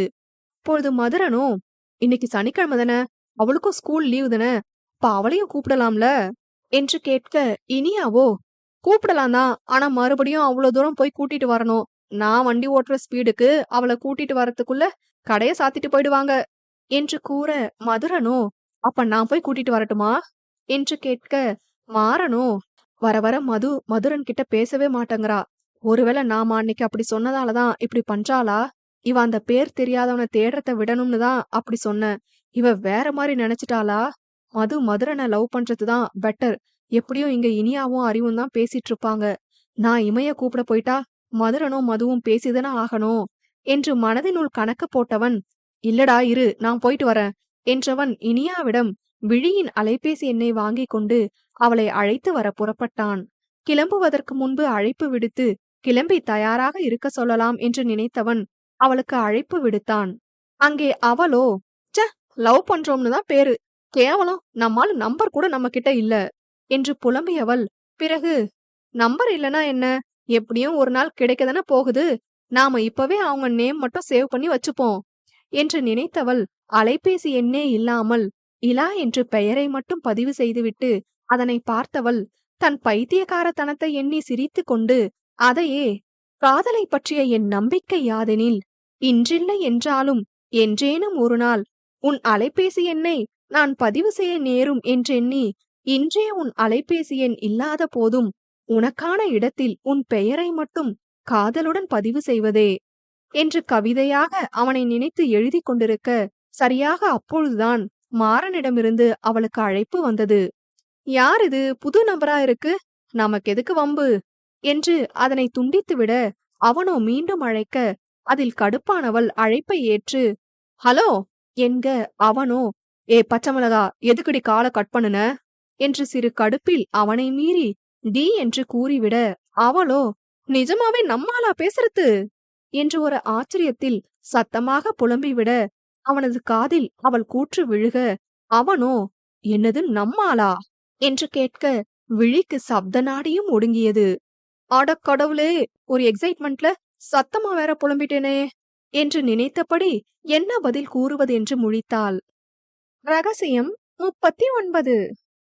விழி கூறிய, நிஜமாவே நம்மாலா பேசுறது என்ற கூற்று மாறனின் செவியில் விழுந்துவிட, அவனோ அதனை அவளிடம் கேட்க, என்ன கூறுவதென்று தெரியாமல் முழித்தவள் பிறகு, நம்மாலா, சேச்சா, அப்படி சொல்லல, நிஜமாவே நம்மளதான் டீ போட்டு பேசுறாங்களான்னு கேட்டேன்.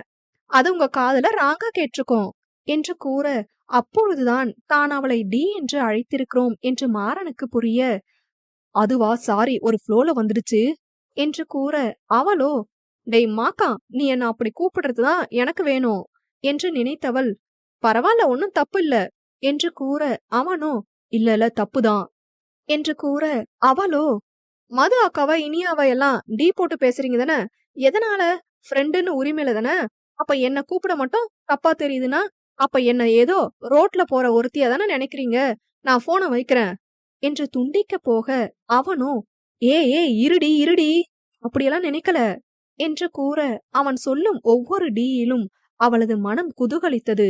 பிறகு, சொல்லுங்க என்று அவள் கூற, அவனோ, ஒரு மனுஷன் கால் பண்ணிருக்கானே, எதுக்கு பண்ணிருக்கான்னு இப்ப வர கேக்கல, அதுக்குள்ள மேடமுக்கு கோவம் மட்டும் வருது, எப்படி எப்படி யாரோ ரோட்ல போறவன்னு உன்ன நினைச்சனா?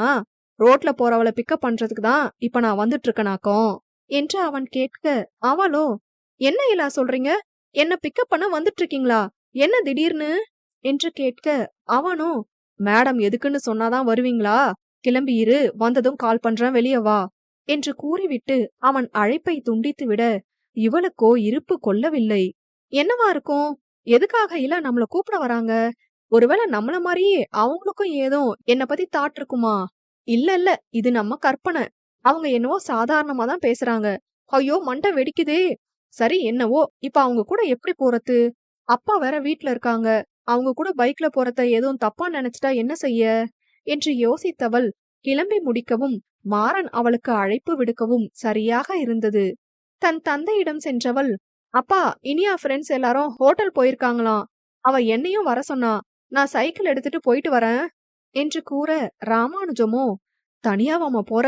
அப்பா வரட்டுமா கூட என்று கேட்டபடி அவர் வெளியே வர, இல்லப்பா, மாறன் வந்திருக்காரு, அவரை ஃபாலோ பண்ணி போயிடுவேன் என்று கூறி சைக்கிளை எடுக்க போக, அப்பொழுதுதான் ராமானுஜனும் அவனை கவனித்தார்.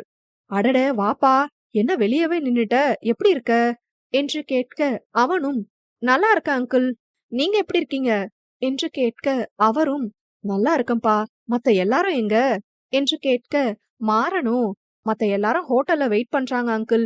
இனியா ஸ்கூட்டிய ஸ்லோவா தானே ஓட்டுவா, அவ இமைய கூட்டிட்டு வந்தா லேட் ஆகிடும்னு என்ன கூட்டிட்டு வர சொன்னா என்று கூற, அவரோ, விழிமா, நீ சைக்கிள்ல எப்படி அவ்வளவு தூரம் போவ?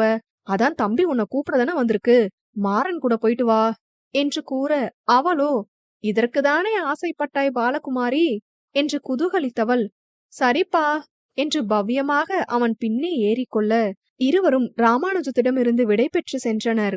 அந்த தெருவை தாண்டியதும் வண்டியை நிறுத்தியவன், நீ ஆட்டோல வா என்று கூற, அவளோ, ஏன் வண்டிக்கு என்னாச்சு என்று கேட்க, அவனோ, வண்டிக்கு ஒன்னும் ஆகல, உனக்குதான் என் மேல நம்பிக்கை இல்ல என்று கூற, அவளோ, எனக்கு உங்க மேல நம்பிக்கை இல்லையா? என்ன உளறீங்க என்று கேட்க, அவனோ, ஹே, நீ தானடி என் மேல நம்பிக்கை இல்லாம சைக்கிள் எடுக்க போன, உங்க அப்பா சொன்னதாலதான் என் கூட பைக்ல ஏறின, நம்பிக்கை இல்லாதவங்க ஒன்னும் என் கூட வர தேவையில்ல என்று கூற, விழியோ வாய்விட்டு சிரித்து விட்டாள். அவள் சிரிப்பில் கடுப்பானவன், இப்ப எதுக்கு சிரிக்கிற என்று எரிச்சலாக கேட்க, அவளோ, பின்ன வேற என்ன செய்ய சொல்றீங்க? நான் எங்க அப்பா ஏதோ தப்பா நினைச்சிட கூடாதுன்னு சைக்கிள் எடுக்கிற மாதிரி சீன் போட்டேன். எங்க அப்பா அவங்க கூட போறதுக்கு ஒன்னும் சொல்ல மாட்டாங்கதான். ஆனாலும் ஏதோ நினைச்சுக்க கூடாதுன்னு அவர் வாயால உங்க கூட போன்னு சொல்ல வைக்க நான் பிளான் போட்டா, நீங்க என்னன்னா நம்பிக்கை இல்ல தும்பிக்கை இல்லன்னு. நம்பிக்கை இல்லாம தான் அன்னைக்கு உங்க கூட வண்டியில உங்க வீட்டுக்கு வந்தனா என்று கேட்டுவிட்டு சிரிக்க, அவனோ, அடி பாவி, என்னடி இப்படி நடிக்கிற? நான் கூட ஒரு நிமிஷம் கோபப்பட்டுட்டேன் என்று கூற, அவனது கோபமும் அவளுக்கு பிடித்துதான் இருந்தது. உரிமை இருக்கிற இடத்துலதான் கோபம் வரும், வண்டியை எடுங்க என்று அவள் கூற, அவனும் வண்டியை கிளப்பினான். ஒரு நிமிடம் தான் எதற்காக அவளிடம் கோபப்பட வேண்டும்? அவளுக்கு தன் மீது நம்பிக்கை இல்லை என்று நாம் ஏன் வருந்த வேண்டும் என்று சிந்தித்திருந்தால், இனியாவின் மேல் அவனுக்கு தோன்றிய உணர்வுகளுக்கும் இமையின் மேல் அவன் வெளிப்படுத்தும் உணர்வுகளுக்கும் வித்தியாசம் தெரிந்திருக்குமோ என்னவோ. செல்லும் வழியில் விழிக்குதான் நடப்பவையெல்லாம் ஆச்சரியமாக இருந்தது. நினைத்தவுடன் அவனது அலைபேசி எண் கிடைத்தது ஒரு ஆச்சரியம் என்றால், அவன் தன்னை அழைத்து போக வந்தது அடுத்த ஆச்சரியம்.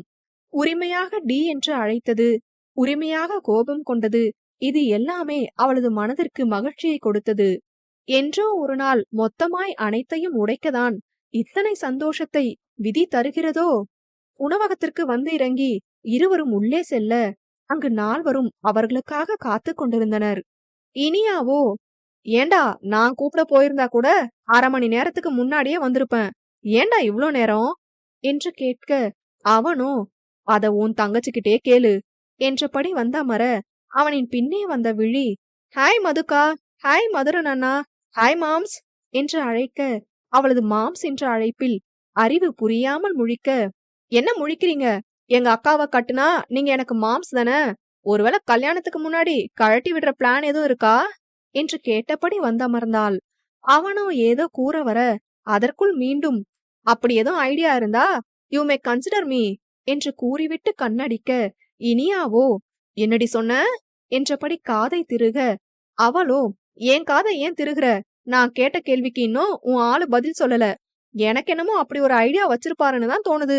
என்ன மாம்ஸ் என்று கூற, இப்பொழுது இனியாவோ அறிவிடம், டேய் திருட்டு பயலே, அவ அவ்வளவு தூரம் சொல்றா, அமுக்குனி மாதிரி உட்கார்ந்திருக்க, அப்ப ஆமாவா என்று கேட்க, அவனோ, அட போ அன்பு, தப்பிக்கிறதா இருந்தா முதல்லயே தப்பிச்சிருக்கணும், அதான் வந்து மாட்டிக்கிட்டனே, இனிமே என்ன பிளான போட சொல்ற என்றவன் விழியிடம், சாரி விழி, இந்த ஜென்மத்துல உன்னை கன்சிடர் பண்ண முடியாதுன்னு தான் நினைக்கிறேன், நெக்ஸ்ட் ஜென்மத்துல யோசிக்கிறேன் என்று சிரித்தபடி கூற, இலவசமாக 2 அடிகளை வழங்கினாள் இனியா.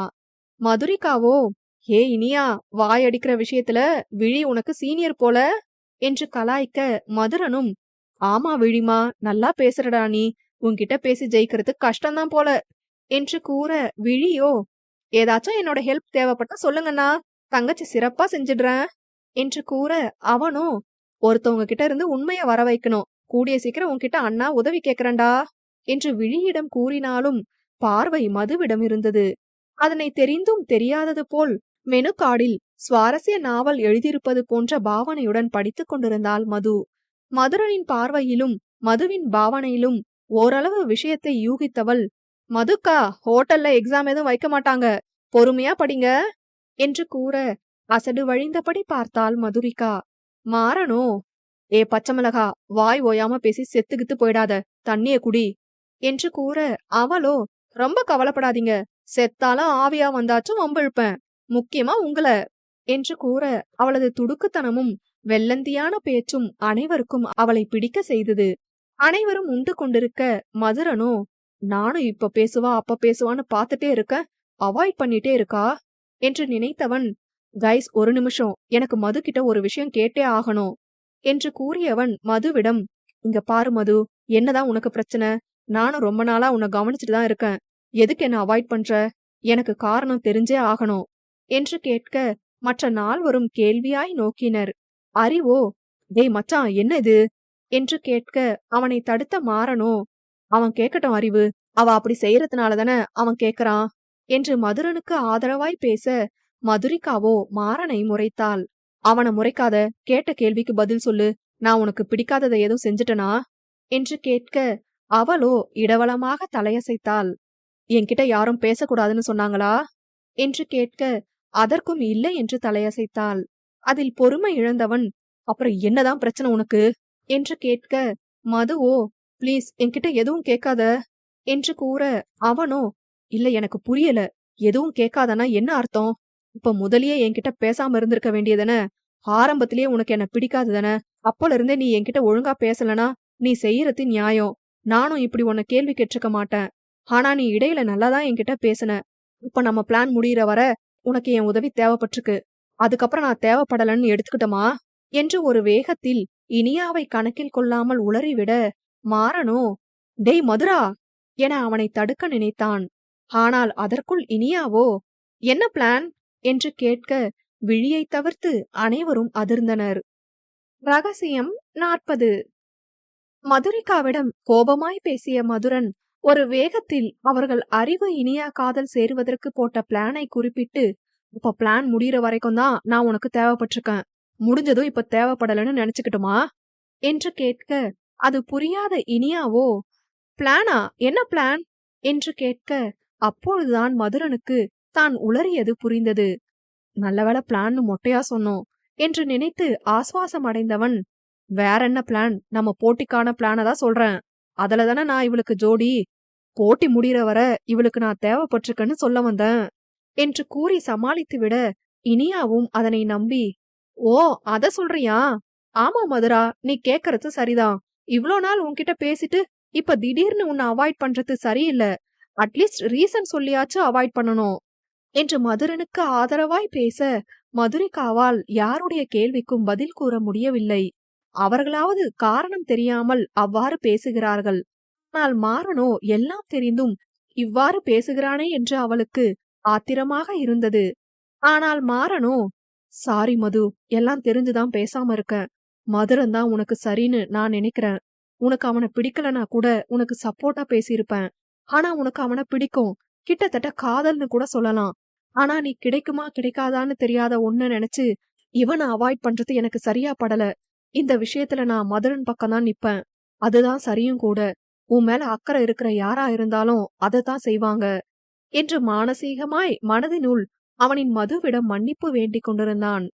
அவள் ஏதேனும் பேசுவாள் என்று பொறுமை காத்த மதுரன், மது, நான் உன்கிட்ட தான் பேசிட்டு இருக்கேன், பதில் சொல்லு என்று சற்று கண்டிப்பாக கேட்க, அதற்கு மேல் அங்கிருக்க முடியாமல் எழுந்தவள், மாறாவா கிளம்பலாம் என்று கூறியபடி எழுந்து வெளியே செல்ல எத்தனிக்க, அவளின் கரம் பற்றிய மதுரன், போறதுதான் போற, நான் சொல்றத கேட்டுட்டு போ என்க கேள்வியாய் அவன் முகம் நோக்கினாள் பெண்ணவள். அவனோ சற்றும் யோசிக்காமல், நான் உன்னை காதலிக்கிறேன் தூரிகா, உனக்கும் என் மேல காதல் இருக்கு, அது உனக்கும் நல்லா தெரியும். நீ எதனால என்னை விட்டு விலகி போறன்னு எனக்கு தெரியல. ஒண்ணு அந்த காரணத்தை சொல்லு, இல்லனா உன்னோட காதல சொல்லு. காத்திருப்பேன் உனக்காக. கூடிய சீக்கிரம் ஏதாச்சும் ஒண்ணுக்கு பதில் சொல்லுவன்னு எதிர்பார்த்து என்று கூற, மதுவோ கண் கலங்க எதுவும் கூறாமல் வெளியில் சென்றுவிட, மற்ற ஐவரும் மதுரன் காதலை கூறியதில் சற்று அதிர்ச்சியாக இருந்தனர். சட்டென கூறுவான் என்று யாருமே எதிர்பார்க்கவில்லை.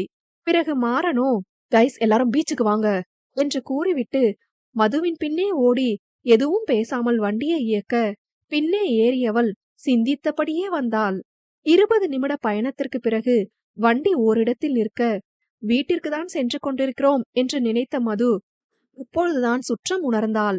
மாறனை கேள்வியாய் நோக்க, அவனோ, உனக்கு இப்போதைக்கு அமைதியான மனநிலை வேணும் மது, நான் எது செஞ்சாலும் உன் நல்லதுக்கு தான் செய்வேன், வா என் கூட என்று அழைத்து சென்றவன் கடற்கரையை நோக்கியவாறு அமர வைத்து தானும் அவளோடு அமர்ந்தான்.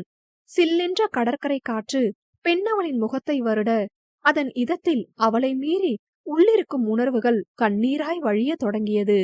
துடைக்க கூட தோன்றாமல் கண்ணீரை வழிய விட்டவள் அவ்வாறே கண்களை மூடி காற்றை சுவாசிக்க தொடங்க, விழித்திரையில் அவளின் கடந்த கால நிகழ்வு ஓடத் தொடங்கியது. 11ஆம் வகுப்பு முழுவாண்டு தேர்வின் வேதியியல் பிராக்டிகல் தேர்விற்காக மது மற்றும் மாறன் பயிலும் பள்ளியில் வேதியியல் ஆய்வுக்கூடங்கள் பெரிதாக வசதியில்லாத காரணத்தினால் வேறு பள்ளிக்கு அழைத்து சென்றிருந்தனர் மாணவர்களை. அனைவரும் தங்கள் தேர்வுகளை சிறப்பாக செய்து முடித்து ஒவ்வொருவராக வெளியேற, கடைசியாக மதுரிகாவும் மற்றொரு பெண்ணும் மட்டும் இன்னும் தன் நடைமுறை தேர்வை செய்து கொண்டிருந்தனர். அப்பொழுது வெளியில் இருக்கும் மாணவர்களை அமைதி காக்கும்படி சொல்வதற்கு தேர்வு கண்காணிப்பாளர் வெளியில் வர, அதற்குள் திடீரென்று ஆய்வுக்கூடத்தில் தீ பிடித்தது. தேர்வு செய்து கொண்டிருந்த மற்ற பெண்ணின் ஆடையில் தீ பற்றி எரிந்தது. அதனை கண்ட மதுரிகா அங்கிருக்கும் தண்ணீரை கொண்டு அவளின் ஆடையில் இருந்த தீயை அணைத்தாள். ஆயினும் அதற்குள் அப்பெண்ணின் மேலாடை முழுவதும் நெருப்புக்கு இரையாக இருக்க, அரை நிர்வாணமாய் நின்றிருந்தாள் அவள். வெளியே விஷயம் தெரிந்து அனைவரும் ஆய்வு கூடத்தை சூழ்ந்து நிற்க, அவர்கள் காப்பாற்ற நினைத்தாலும் உள்ளே கன நேரத்தில் கொடூரமாய் பற்றி எறிந்த நெருப்பு யாரையும் உள்ளே வருவதற்கு அனுமதிக்கவில்லை. ஜன்னல் வழியே அனைவரும் தன்னை பார்க்கிறார்கள் என்று உணர்ந்த அப்பெண்ணோ உடலை குறுக்கிக் கொண்டு, யாரும் என்ன பார்க்காதீங்க பிளீஸ் என்று கதற, சட்டென தான் அணிந்திருந்த துப்பட்டாவை கழட்டி அவள் மீது போர்த்தி அவளின் மானத்தை காப்பாற்றினாள்.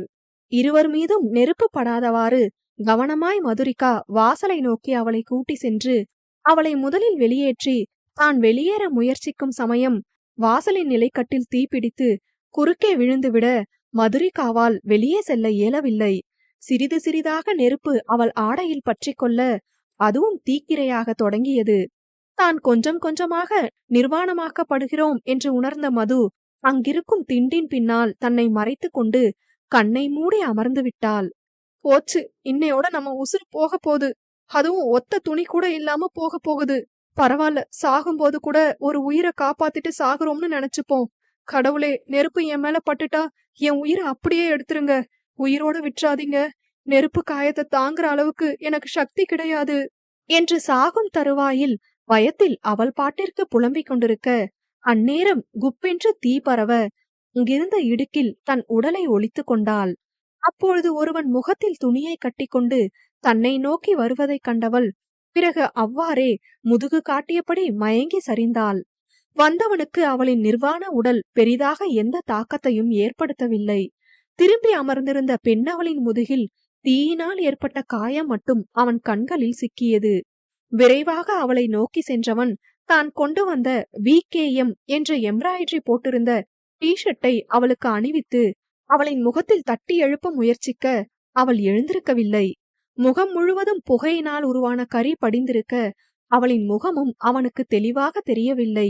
நெருப்பு இன்னும் இன்னும் அதிகமாக கண்டவன் பிறகு அங்கு கீழே கிடந்த கோணிப்பையை அவளது காலை சுற்றி அணிவித்து அவ்வாறே தூக்கி கொண்டு தன் மீது படும் நெருப்பை கூட பொருட்படுத்தாமல் வாசலை நோக்கி நடந்தான். அதற்குள் தீயணைப்பு துறையிலிருந்து ஆட்கள் வந்துவிட இருவரையும் பாதுகாப்பாக வெளியே கொண்டு வந்தனர். மதுவை கீழே கிடத்த அவளை சுற்றி ஆசிரியைகளும் மாணவிகளும் சூழ்ந்து கொள்ள அக்கூட்டத்தின் வழியே மெதுவாக நழுவி மறைந்து விட்டான் ஆடவன். இது எதுவும் தெரியாத மாறன் தனக்கும் மதுவுக்கும் மதிய உணவு வாங்கி வரலாம் என்று வெளியில் சென்று அப்பொழுதுதான் உள்ளே வர நடந்த கலவரம் அறிந்து வேகமாக மதுவை காண ஓடினான். பிறகு அனைவரும் சேர்ந்து மதுவையும் அவள் காப்பாற்றிய இன்னொரு பெண்ணையும் அருகில் இருக்கும் மருத்துவமனையில் சேர்க்க 2 மணி நேரத்தில் கண் விழித்தாள் மதுரிகா. விழித்தவளின் மனக்கண்ணில் தன்னை காப்பாற்றிய முகம் தெரியாதவனின் உருவம் மட்டும் நிழலாடியது. கீழே குனிந்து தன்னை பார்க்க அவன் அணிவித்த அவனது டிஷர்ட் தன் உடலில் இருந்தது. இத மட்டும் அவன் செய்யலனா இந்நேரம் என் மானோ என்று நினைக்கவே அவளுக்கு கதி கலங்க சட்டையோடு சேர்த்து தன்னை இறுக்கிக் கொண்டாள். இவ்வாறு கடற்கரை காற்றோடு சேர்த்து தன் கடந்த கால நிகழ்வுகளை அசை போட்டவளின் மனதில் அவனை கண்டுபிடிக்க வேண்டும் என்று இதுவரை இருந்த தாக்கம் இப்பொழுது பன்மடங்காக உயர்ந்தது. சுற்றி இருந்த மக்கள் அனைவரும் மறைய கண்ணெதிரில் மதுரனும் அவன் அருகில் தன்னை காத்த முகம் தெளிவில்லாத அந்த ஒருவனும் நிற்க இருவரும் அவளை பார்த்து, உனக்கு ஏன் மேலதான் காதல் இருக்கு, என்கிட்ட வா என்று மாறி மாறி கூறுவது போன்ற மாயை தோன்றியது. கண்களை இன்னும் இறுக்கமாக மூடி காதுகளை தன் இரு கைகளால் பொத்திக் கொண்டு, எனக்கு தெரியல, யார காதலிக்கிறேன்னு எனக்கு தெரியல என்று அலற அருகில் இருந்த மாறன், மது என்னடி ஆச்சு, ஹே மது என்று உலுக்க அப்பொழுதுதான் தன்னிலை அடைந்தவள் மாறனின் தோளில் முகம் புதைத்து கொண்டு தேம்பினாள். மது, நீ ஏன் உன்னை இவ்ளோ தூரம் குழப்பிக்கிற? நீ இவ்ளோ யோசிக்க அவசியமே இல்லடி. உனக்கு நன்றி உணர்வுக்கும் காதலுக்கும் வித்தியாசம் தெரியல மது என்று கூற மதுவோ கேள்வியாய் மாறனின் முகத்தை நோக்கினாள். மீண்டும் தொடர்ந்தவன், ஆமா மது, அந்த முகம் தெரியாதவன் மேல உனக்கு இருக்கிறது தன்னோட உயிரையும் மானத்தையும் அவனோட உயிரை கூட பொருட்படுத்தாம காப்பாத்திட்டானேன்ற நன்றி உணர்வு. ஆனா மதுரனை ஆரம்பத்துல உனக்கு பிடிக்காம இருந்துச்சு. கொஞ்சம் கொஞ்சமா அவனோட குணம் தெரிஞ்சு உனக்கே தெரியாம அவனை உனக்கு பிடிக்க ஆரம்பிச்சுது. இதுக்கு பேருதான் காதல். நீ என்ன மாதிரி துரதிருஷ்டசாலி கிடையாது மது, நீ அதிர்ஷ்டசாலி. ஏன்னா நீ விரும்புற மதுரனோ உன்னை விரும்புறான். ஆனா நீதான் யோசிக்கணும் இதுக்கு மேல. இவ்ளோ நாள் உன் கூட இருக்கேன், அந்த உரிமையில சொல்றேன், உனக்கு மதுரன் தான் சரியான ஜோடி என்று கூற அவள் முகத்தில் முன்பிருந்த குழப்பம் சற்று குறைந்திருந்தது. ஆனாலும் அவள் இன்னும் தெளிவடையவில்லை என்று உணர்ந்த மாறன், சரி ஓகே, நீ சொன்ன மாதிரி உன்னை காப்பாத்தினவன் மேல உனக்கு இருக்கிறது காதல்னு கூட நினைச்சுக்கோ. ஆனா நான் கேக்குற ஒரு கேள்விக்கு பதில் சொல்லு. அன்னைக்கு லேப் எரியும் போது நான் அந்த இடத்துல இல்ல. இருந்திருந்தா அவனுக்கு முன்னாடியே நான் உள்ள வந்து என் மதுவோட உயிரையும் மானத்தையும் காப்பாத்திருப்பேன். ஒருவேளை நான் உன்னை காப்பாத்திருந்தா இப்ப என் மேல உனக்கு காதல் வந்திருக்குமா என்ன என்று கேட்க மதுரிகாவோ அதிர்ந்து நோக்கினாள் மாறனை. சொல்லு மது, இனியா மேல எனக்கு காதல் இருக்குன்னு சொல்லும் போது இதேதானே நீ என்கிட்ட கேட்ட. இப்ப நீயும் அதே நிலைமையில தான் இருக்க. பதில் சொல்லு. ஒருவேளை நான் உன்னை காப்பாத்திருந்தா என் மேல உனக்கு காதல் வந்திருக்குமா? கண்டிப்பா வந்திருக்காது. நம்ம மாறன் நம்மள காப்பாத்திருக்கான்னு காலம் முழுக்க என் மேல நன்றி உணர்வு தான் உனக்கு இருக்கும்.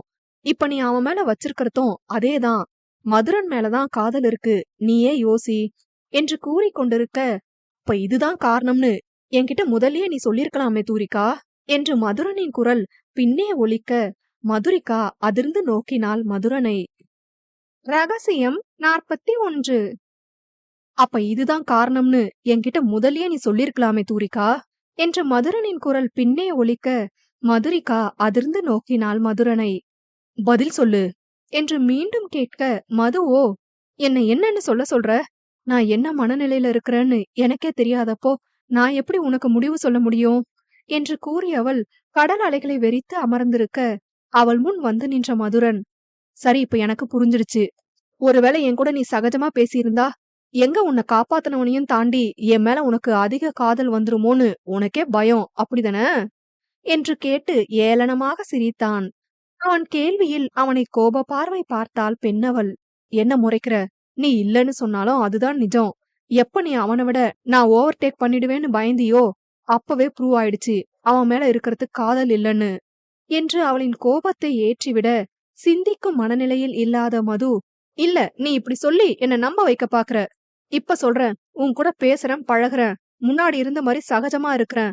இது எதுக்குன்னா, முன்னாடி மாதிரி உன் கூட பழகுனாலும் உன்னை காதலிக்காம என்ன காப்பாத்துனவனுக்காக என்னால வெயிட் பண்ண முடியும்னு நிரூபிக்கதான் என்று திடமாய் கூற, அவனோ இதுதான் உன் முடிவா, நல்லா யோசிச்சு சொல்லு என்று கூற, அவளோ சற்றும் யோசிக்காமல் ஆமா என்று விட, மதுரனோ சரி ஓகே, உன் முடிவ நீ சொல்லிட்ட, இப்ப ஏன் முடிவ நான் சொல்றேன். உன் கூட சேர்ந்து நானும் உன்னை காப்பாத்தனவன தேடி கண்டுபிடிக்கிறேன். அவனை தேடி கண்டுபிடிக்கிற வரதான் உனக்கு டைம். அதுக்குள்ள என் மேல உள்ள காதல நீ சொன்னா உண்டு.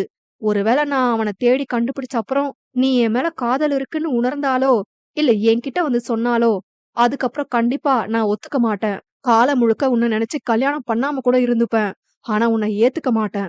இதுதான் ஏன் முடிவு என்று காரசாரமாக கூறிவிட, மதுரிகாவோ அதிர்ந்து அவளை நோக்க, மற்ற நால்வரும் இவன் ஏன் இப்படி கிறுக்குத்தனமா யோசிக்கிறான், இப்படி இவன் பண்றதுனால என்ன பிரயோஜனம் என்ற ரீதியில் பார்த்தனர்.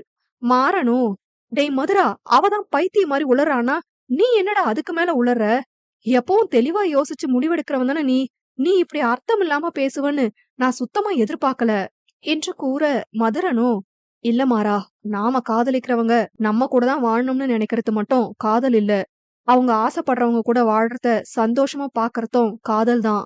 உனக்கு புரியும்னு நினைக்கிறேன் என்று விட்டு அவனை பார்க்க, மாறன் எதுவும் பேசாமல் தலைகுனிந்தான். தானும் அந்த நிலையில் இருக்கிறோம் என்ற நிதர்சனம் புரிந்தது. மீண்டும் தொடர்ந்தவன், அவளோட காதல் அவனை காப்பாத்தினவன் மேலயும் இருக்குன்னு அவன் நினைக்கிறா. ஆனா என் மேல இருக்குன்னு நாம சொல்றோம். சோ எதுக்கு குழப்பம், தேடி கண்டுபிடிப்போம். அவனுக்கும் இவளை பிடிச்சு அவங்க 2 பேரும் சந்தோஷமா வாழ்ந்தா எனக்கும் சந்தோஷம்தான் என்று கூற, மதுரனின் அந்த வார்த்தையில் நெகிழ்ந்த மதுவின் மனதில் அப்பொழுதும் அவனுக்கான காதல் சிறகு முளைக்கத்தான் செய்தது என்று பெண்ணவள் அறிந்திடும் நிலையில் இல்லை.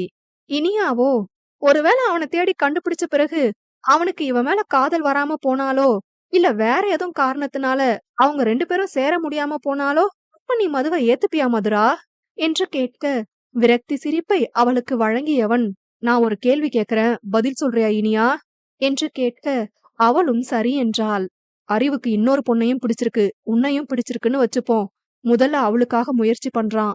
அவ கிடைக்கலங்கிற பட்சத்துல உன்னை ஏத்துக்கிறேன்னு அவன் சொன்னா, நம்ம லவ் பண்ண பையன்தான் நம்மள தேடி இப்ப வந்துட்டானே, ஏத்துப்போம்னு நீ ஏத்துக்குவியா என்று கேட்க, அந்த சூழ்நிலையை கற்பனை கூட செய்து பார்க்க முடியவில்லை இனியாவாள்.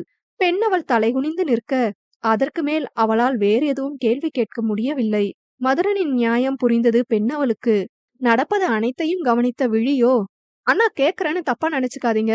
நாம காதலிக்கிறவங்க ஏற்கனவே ஒருத்தவங்கள காதலிச்சு காதல் தோல்வியில இருந்திருக்காங்கன்னு தெரிஞ்ச அப்புறம் அவங்க காதல நாம ஏத்துக்கிறது தப்புன்னு சொல்ல வரீங்களா? இல்ல இந்த உலகத்துல யாருமே 2வது காதல் செய்யாம தான் இருக்காங்களா என்று கேட்க, அவள் கேள்வியில் சிரித்தவன், அப்படி இல்லடாமா, முதல்ல அவங்களுக்கு ஒரு காதல் இருந்திருக்கு. அது முடிஞ்ச அப்புறம்தான் நாம அவங்க வாழ்க்கைக்குள்ள வரணும்னாலோ, இல்ல நம்ம மேல ரொம்ப தாமதமா தான் அவங்க காதல உணர்றாங்கனாலோ அது வேற. அப்படிப்பட்ட சூழ்நிலையில நாம ஏத்துக்கிறது தப்பில்ல. ஆனா மதுவ பொறுத்தவரை என் மேல காதல் இருக்குன்னு அவளுக்கு நல்லாவே தெரிஞ்சிடுச்சு.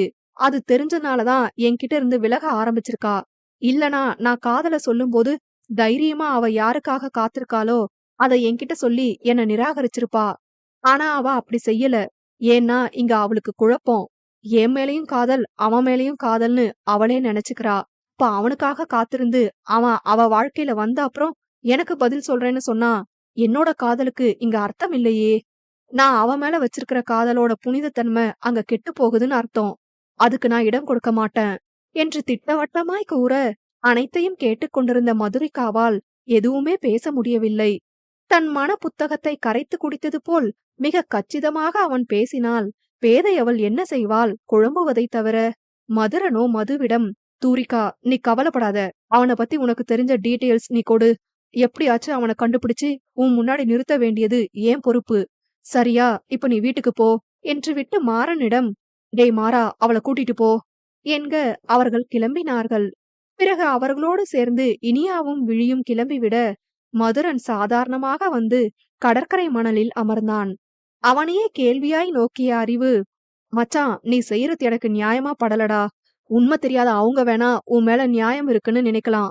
ஆனா உண்மை தெரிஞ்ச எனக்கு உனக்கு ஒரு நியாயம், அவளுக்கு ஒரு நியாயமானுதான் கேட்க தோணுது என்று கேட்க, அவன் கேள்வி என்னவென்று அறிந்தவன், நீ என்ன கேட்க வரன்னு எனக்கு நல்லாவே புரியுதுடா. நீ மட்டும் உன் குற்ற உணர்வுக்கு பதில் மதுதான்னு தெரிஞ்சப்புறம் தானே அவகிட்ட காதல சொல்லியிருக்க. இதையே மது செஞ்சா உன் காதல் புனிதம் இல்லாம போகுதான்னு கேக்குற, கரெக்டா என்று கேட்க, அறிவும் ஆமாம் என்று தலையசைத்தான். மச்சான், என் குற்ற உணர்வுக்கான பதில் மதுதான் தெரிஞ்ச உடனே உன்கிட்ட வந்து சொன்னல. இப்ப நீ என்ன கேட்ட? துரைக்கு இதனாலதான் மது மேல லவ் வந்துச்சான்னு கேட்ட. அதுக்கு நான் என்ன பதில் சொன்னேன்னு நல்லா யோசி என்று கூற, அறிவும் அவன் அன்று என்ன பதில் கூறினான் என்று சிந்தித்தான். இல்ல மச்சான், என் குற்ற உணர்வு போக அவ காரணமா இருந்திருக்கான்னு நினைச்சு எனக்கு லவ் வரல. இந்த விஷயம் எல்லாம் தெரியறதுக்கு முன்னாடியே எனக்கு அவ மேல லவ் வந்துடுச்சு. ஆனா அவகிட்ட என் லவ்வ சொல்றதுக்கு முன்னாடி என் குற்ற உணர்வை பத்தி சொல்லணும்னு இருந்தேன். ஆனா இப்ப அதுக்கு அவசியம் இல்லைன்னு தெரிஞ்சிடுச்சு. அவ்வளவுதான் என்று அன்று மதுரன் கூறியது நினைவிற்கு வர, மதுரனை ஏறிட்டு, ஞாபகம் இருக்குடா, ஆனா என்று இழுக்க, மச்சான் இன்னொரு விஷயம் நல்லா புரிஞ்சுக்கோ. அந்த பொண்ணு மேல எனக்கு இருக்கிறது வெறும் குற்ற உணர்வு தான், காதல் இல்லன்னு நான் தெளிவாதான் இருந்தேன். நான் செஞ்ச ஒரு நல்ல விஷயத்தால ஒரு பொண்ணோட உசுறு போயிடுச்சேன்னு எனக்கு மனசு உறுத்துச்சு. அவ்வளவுதான். மது மேல எனக்கு காதல் இருக்குன்னு நான் உணர்ந்தப்ப கூட அவகிட்ட காதல சொல்றதுக்கு முன்னாடி இந்த விஷயத்த சொல்லிட்டு அவ அதை ஏத்துக்கிட்டாதான் காதல சொல்லணும்னு நான் நினைச்சிருந்தனே தவிர, அந்த குற்ற உணர்வுக்கான பதில் மதுதான்னு தெரிஞ்ச அப்புறம் நான் காதல சொல்ல நினைக்கல. அதுக்கு அவசியம் இல்லாம போயிடுச்சுன்னு தெரிஞ்சுது. அதனால இனிமே தைரியமா அவகிட்ட காதல சொல்லலாம்னு நினைச்சேன். அவ்வளவுதான். இப்ப சொல்லு, நான் நினைச்சதும் மது இப்ப நினைக்கிறதும் ஒன்னா என்று கேட்க, அறிவுக்கு தெளிவாக புரிந்தது. இரண்டுக்கும் நடுவில் உள்ள வித்தியாசம். ரொம்ப நல்லாவே புரியுது மச்சான். எப்பவும் தெளிவா யோசிச்சு ஒரு விஷயம் பண்றவன் நீ. இப்பவும் அதேதான் செஞ்சிருக்க. நான் தான் ஒரு நிமிஷம் உன்னை தப்பா நினைச்சிட்டேன். சாரிடா என்ற அறிவு மன்னிப்பு வேண்ட, மதுரனோ, லூசு இதுல என்ன இருக்கு விடு என்றான். பிறகு அறிவோ, சரி மச்சான், எனக்கு இன்னொரு சந்தேகம். உன்னோட குற்ற உணர்வுக்கு காரணமும் மதுதான், அவளோட தேடலுக்கு காரணமும் நீதான்னு தெரிஞ்சிடுச்சு. நேரடியா மது கிட்ட நீதான் அவ தேடுறவனு நடந்த எல்லாத்தையும் சொன்னாலே பிரச்சனை முடிஞ்சுது. எதுக்கு வீணா இவ்ளோ குழப்பம்? மது பாவம் தானே என்று கேட்க, அவனோ, பாவம்தான்டா. ஆனா நான் எப்படி என் மதுக்காக அவளை காதலிச்சேனோ அதே மாதிரிதான் அவளுக்கு தெரிஞ்ச மதுரனா இருக்கும் போதே அவ என்கிட்ட காதல சொல்லணும்னு ஆசைப்படுறேன். அவளை காப்பாத்தினவன் நான் தான்னு தெரிஞ்ச அப்புறம் அந்த நன்றி உணர்வு கலந்த காதல் எனக்கு வேணாம். ஏன்னா காரணம் இல்லாம வர்றதுக்கு பேருதான் காதல். அவ காதலை என்கிட்ட சொன்ன அப்புறம் அவகிட்ட எல்லா உண்மையும் சொல்லதான் போறேன் எப்படியும். அது வர ரகசியமாவே இருக்கட்டும் என்று கூற, அறிவோ, நீ சொல்றதும் சரிதான், ஓகேடா பாக்கலாம் என்று கூற, என்ன சொல்ற மதுரா? மதுவ காப்பாத்துனது நீயா என்று குரல் கேட்க, குரல் வந்த திசையை பார்த்த மதுரன் மற்றும் அறிவு அதிர்ந்து நோக்கினர். ரகசியம் 42. என்ன சொல்ற மதுரா? மதுவ காப்பாத்துனது நீயா என்று குரல் கேட்க, குரல் வந்த திசையை பார்த்த மதுரன் மற்றும் அறிவு அதிர்ந்து நோக்கினர். மாறா, நீ எப்படி என்று தயங்கியவாறு மதுரன் கேட்க, மாறனோ, வெளிய வண்டியை எடுக்கலாம்னு போனப்ப அந்த வழியா வீட்டுக்கு போயிட்டு இருந்தாங்க போல. எங்களை பார்த்துட்டு வண்டியை நிறுத்தினாங்க. சரின்னு அவரோட மதுவை அனுப்பி வச்சுட்டு கொஞ்ச நேரம் உங்க கூட பேசிட்டு போகலாம்னு வந்தேன். வந்தது கூட நல்லதுதான் போல. இவ்ளோ பெரிய ரகசியம் தெரிய வந்திருக்கு. சொல்லு மதுரா, நீதான் மதுவை காப்பாத்துனதா என்று கேட்க, ஆம் என்று தலையசைத்தான். அப்புறம் ஏன் மது கிட்ட உண்மையை சொல்ல மாட்டேங்கிற? சொன்னா அவ எவ்வளவு சந்தோஷப்படுவா தெரியுமா? அப்புறம் உன்னோட குற்ற உணர்வுக்கு பதில் மதுன்னு ஏதோ சொல்லிட்டு இருந்தியே, என்ன அது என்று அதிக குழப்பமாக கேட்க, மதுரனோ, இதுக்கு மேல மறைக்க முடியாது, சொல்லிடுவோம் என்று நினைத்தவன் தன் குற்ற உணர்வை பற்றி கூற ஆரம்பித்தான். வேதியியல் ஆய்வு கூடத்தில் தீப்பற்றி எரியும் பொழுது முதலில் ஒரு பெண்ணை மது காப்பாற்றி வெளியேற்றியது பற்றி மதுரனுக்கு தெரியாது. அவன் அந்த வழியாக வரும்போது உள்ளே ஒரு பெண் மாட்டிக்கொண்டிருக்கிறாள் என்று மட்டும் அறிந்தவன் சட்டென தன் பையில் இருந்த தன் அன்னை தனக்காக ஆசையாக VKM என்று எம்ப்ராய்டரி டிசைன் வரைந்து கொடுத்த அந்த டிஷர்ட்டை எடுத்துக்கொண்டு மற்றவர்கள் கூற்றினை காதில் வாங்காமல் விரைந்தான் ஆய்வு கூடத்தினுள். சென்றவன் நிர்வாணமாக இருந்த மதுவை ஆடை அணிவித்து காப்பாற்றிக் கொண்டு வெளியில் வந்து கிடத்தியதும் கூட்டங்கள் சூழ அதிலிருந்து யார் கண்ணிலும் படாமல் நழுவினான். முகத்தை கைக்குட்டை கொண்டு மறைத்திருந்ததனால் மற்றவர்களும் பெரிதாக அவனை கண்டு கொள்ளவில்லை. அறிவு தேர்வு முடிந்ததும் வெளியில் மைதானத்தில் சென்று அமர்ந்துவிட நடந்தது எதுவும் அவனுக்கு தெரியவில்லை. கூட்டத்திலிருந்து நழுவியவன் அறிவுடன் வந்து அமர அவனது கரிபடிந்த முகமும் கரைப்பட்டிருந்த ஆடையையும் பார்த்தவன், டேய் என்னடா ஆச்சு, இப்படி வந்திருக்க என்று கேட்க நடந்த அனைத்தையும் கூறினான். அட பாவி, உன் உயிரை கூட யோசிக்காம எப்படிடா இவ்ளோ ரிஸ்க் எடுத்த என்று கேட்க மதுரனோ, டேய் லூசு, நான் அப்படி ரிஸ்க் எடுத்ததுனாலதான் இப்போ ஒரு பொண்ணு உயிரோட இருக்கா, அத நினைச்சு சந்தோஷப்படாம என்ன கேள்வி கேக்குற என்று கடிந்து கொண்டான். அதற்கு அறிவோ, அது இல்லடா, நீ அந்த பொண்ண காப்பாத்துனது சரிதான், ஆனா ஒரு நண்பனா உனக்கு ஏதாச்சும் ஆயிருந்துச்சுன்னா நினைக்கவே கொலை நடுங்குது. சரி அதை விடு, அந்த பொண்ணு இப்ப எப்படி இருக்கா என்று கேட்க மதுரனோ, மயங்கிட்டா, ஆனா உயிரோட தான் இருக்கா, காயம் எதுவும் பெருசா படல என்று கூற அவனோ, நல்லது, சரி எப்படியோ ஹீரோ மாதிரி மாசா ஒரு சீன் பண்ணிட்டு வந்திருக்க, எல்லாரும் உன்னை பாராட்டி இருப்பாங்களே, கெத்துதான் போ, சும்மாவே பொண்ணுங்க உன் பின்னாடி சுத்துவாங்க, இனிமே சொல்லவா வேணும் என்று கேட்டவனை பார்த்து புன்னகைத்த மதுரன், அதுக்கு காப்பாத்துனது நான் தான்னு யாருக்காச்சும் தெரிஞ்சிருக்கணும்ல என்று சாதாரணமாக கூற அறிவோ, என்னடா சொல்ற, நீதான் காப்பாத்துனன்னு யாருக்கும் தெரியாதா, எப்படி, எல்லாரும் அங்க நின்னு இருப்பாங்க தானே என்று கேட்டான் குழப்பமாய். கர்ச்சீஃப் வச்சு முகத்தை மறைச்சிட்டண்டா, அதனாலதான் யாருன்னு யாரும் பாக்கல, அந்த பொண்ணு கூட என் முகத்தை பாத்திருக்காது, நானும் அந்த பொண்ணு முகத்தை பாக்கல, கரியா இருந்துச்சு என்று கூற அறிவோ, எதுக்கு எப்படி, அந்த பொண்ணை காப்பாத்தணும்னு நினைச்சேன், காப்பாத்திட்டேன், இதுல நான் யாருன்னு தெரிஞ்சு என்ன ஆக போகுது, மிஞ்சி போனா போலீஸ் வந்து என்கிட்ட ஏதாச்சும் விசாரிப்பாங்க, அவ்வளோதான், எதுக்கு வம்பு என்றிட அறிவுக்கும் அதுவே சரியென பட்டது. பிறகு 2 நாட்கள் அவ்வாறே கழிய அன்று செய்தித்தாளை படித்த மதுரனின் முகம் கவலையில் தோய்ந்தது. அதில் பிரபல தனியார் பள்ளியிலிருந்து முழுவாண்டு நடைமுறை தேர்விற்காக மற்றொரு பள்ளிக்கு மாணவர்களை அழைத்து சென்றிருந்த போது அங்கிருந்த வேதியியல் ஆய்வு கூடத்தில் எதிர்பாராத விதமாய் தீ விபத்து ஏற்பட்டதில் பாதிக்கப்பட்ட பெண் ஒருவர் மீட்கப்பட்ட ஒரு நாளில் கையறுத்து தற்கொலை செய்து கொண்ட நிகழ்வு அப்பகுதிகளில் பரபரப்பை ஏற்படுத்தியுள்ளது. இது குறித்து போலீசார் தீவிர விசாரணை நடத்தியதில் விபத்தின் போது தான் நிர்வாணமாக்கப்பட்டதாகவும் அது தனக்கு வேதனை அளிப்பதாலும் தனக்கு வாழ பிடிக்கவில்லை, இதற்கு தீயில் கருகி தான் இறந்திருந்தால் கூட நன்றாக இருந்திருக்கும், என்னை காப்பாற்றாமலே விட்டிருக்கலாம் என்று எழுதி வைத்து பெண் தற்கொலை செய்து கொண்டது தெரிய வந்துள்ளது. இவ்வாறு செய்தி குறிப்பிடப்பட்டிருக்க அதை படித்தவனின் கைகள் நடுங்கியது. தான் காப்பாற்றிய பெண் மதுரிகாதான் தற்கொலை செய்து கொண்டாள் எனவும், அதுவும் தன் முன்னால் நிர்வாணமாக இருந்ததால்தான் பெண் தற்கொலை செய்து கொண்டாள் என்று நினைத்து அன்றிலிருந்து குற்ற உணர்வு அவன் மனதை அரிக்க தொடங்கியது. தீ விபத்தில் சிக்கியது 2 பெண்கள் என்றும் தான் காப்பாற்றியது 2வது பெண்ணைதான் என்றும் மதுரனுக்கு தெரிந்திருக்கவில்லை. அன்றிலிருந்து தீ விபத்து, நிர்வாணம், பெண் தற்கொலை போன்ற எந்த சம்பவம் பற்றி கேள்விப்பட்டாலும் படித்தாலும் பார்த்தாலும் அவனது குற்ற உணர்வு அதிகமாகி தன்னிலை இழந்து காணப்படுவான் மதுரன். அவனின் மனமோ பெண்ணின் தற்கொலைக்கு காரணம் தான் தான் என்று நம்ப தொடங்கியது. மற்ற விஷயங்களில் யோசித்து தெளிவான முடிவெடுக்கும் மதுரனுக்கு இந்த விஷயம் பற்றி யோசிக்க கூட இயலவில்லை. யோசித்தாலே தன்னிலை இழக்கும் காரணத்தால் அறிவும் இது குறித்து பெரிதாக எந்த பேச்சும் வைத்துக் கொள்ள மாட்டான். அன்று மாறனின் வீட்டிற்கு விழி பிறந்த நாளிற்காக சென்றிருந்த போது மது தன்னை துரத்தியதால் அவளின் அலமாரியில் ஒளிந்திருந்த போதுதான் தான் அவளை காப்பாற்றும் போது அவளுக்கு அணிவித்த டிஷர்ட் அவன் கண்களில் பட்டது. பார்த்தவனின் முகத்தில் சொல்லொன்னா மகிழ்ச்சி. ஏற்கனவே மதுவின் மேல் முளைத்திருந்த காதல் தன் மனதில் நெடுங்காலமாய் குத்திக் கொண்டிருந்த முள்மறைய காரணம் அவள்தான் என்று அறிந்ததும் இன்னும் பன்மடங்காக உயர்ந்தது. இவ்வாறு நடந்த அனைத்தையும் கூறி முடித்தவன் தான் ஏன் இதனை மதுவிடம் கூறவில்லை என்ற காரணத்தையும் சேர்த்தே கூறினான் மாறனிடம். பிளீஸ் மாறா, நீ மதுக்கிட்ட இத சொல்ல மாட்டேன்னு நம்புறேன், இல்லனா நன்றி உணர்வாலதான் அவ என் காதலுக்கு சம்மதிச்சிருக்காங்கிற எண்ணம் கடைசி வரை என்ன தொடருமோன்னு பயமா இருக்கு என்று கூற மாறனோ, கவலைப்படாத மதுரா, நான் மதுக்கிட்ட இத பத்தி சொல்ல மாட்டேன், அவளுக்கு காதல் வந்தது அவளுக்கு தெரிஞ்ச மதுரன் மேலதான, அது மதுரனா இருக்கும் போதே அவ காதல சொல்லணும்னு நீ நினைக்கிறது தப்பில்ல, நீ என்ன நம்பலாம் என்று கூற, தேங்க்ஸ்டா மாறா புரிஞ்சுகிட்டதுக்கு என்று கூறி அவனை அணைத்து கொண்டான். அதன் பிறகு வந்த நாளில் மது மதுரனிடம் சகஜமாக இருப்பது போலவே காட்டிக்கொண்டாள்.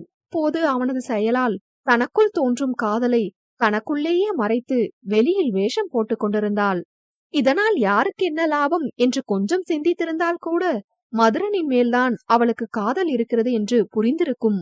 ஆனால் தனக்கு யார் மீது காதல் உள்ளது என்று யோசிக்க ஆரம்பித்தாலே தன் கண் முன்னே அவர்கள் இருவரும் நின்று மாறி மாறி கேள்வி கேட்பது போன்ற பிரம்மை தோன்ற யோசிப்பதை கைவிட்டிருந்தாள் பெண்ணவள். பொழுது ஒரு நாள் திடீரென மதுரனின் தந்தைக்கு உடல்நிலை சற்று மோசமாக இருப்பதாக அவனுக்கு தகவல் வர, அவனோ தன் தந்தையை பார்க்க வெளிநாடு சென்று விட்டான். கல்லூரிக்கு ஒரு வாரமாக அவன் வருவதில்லை. எப்பொழுது திரும்பி வருவான் என்றும் கூறவில்லை. அவனில்லா அந்த நாட்கள் மதுரிகாவிற்கு நரகமாக தோன்றியது. அவன் சிரிப்பு, அவன் தன்னை பார்க்கும் பார்வை, அவனது கிண்டல் பேச்சுக்கள், அவன் தன்னிடம் காட்டும் அக்கறை என்று ஒவ்வொரு கணமும் அவனை காணாத ஏக்கம் அவள் மனதில் எழ, இவையெல்லாம் அவன் மேல் அவள் வைத்திருக்கும் காதலை நன்றாகவே உணர்த்தியது. அவளின் நடவடிக்கைகளை மற்ற மூவரும் கவனிக்கத்தான் செய்தனர்.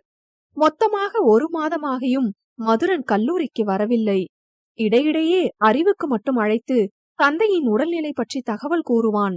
தந்தையின் உடல்நலம் ஒரு புறம், தாயின் வருத்தம் ஒரு புறம், அவளவனை காணாத காதல் ஏக்கம் ஒரு புறம் என அவனும் மிகவும் சோர்ந்துதான் இருந்தான்.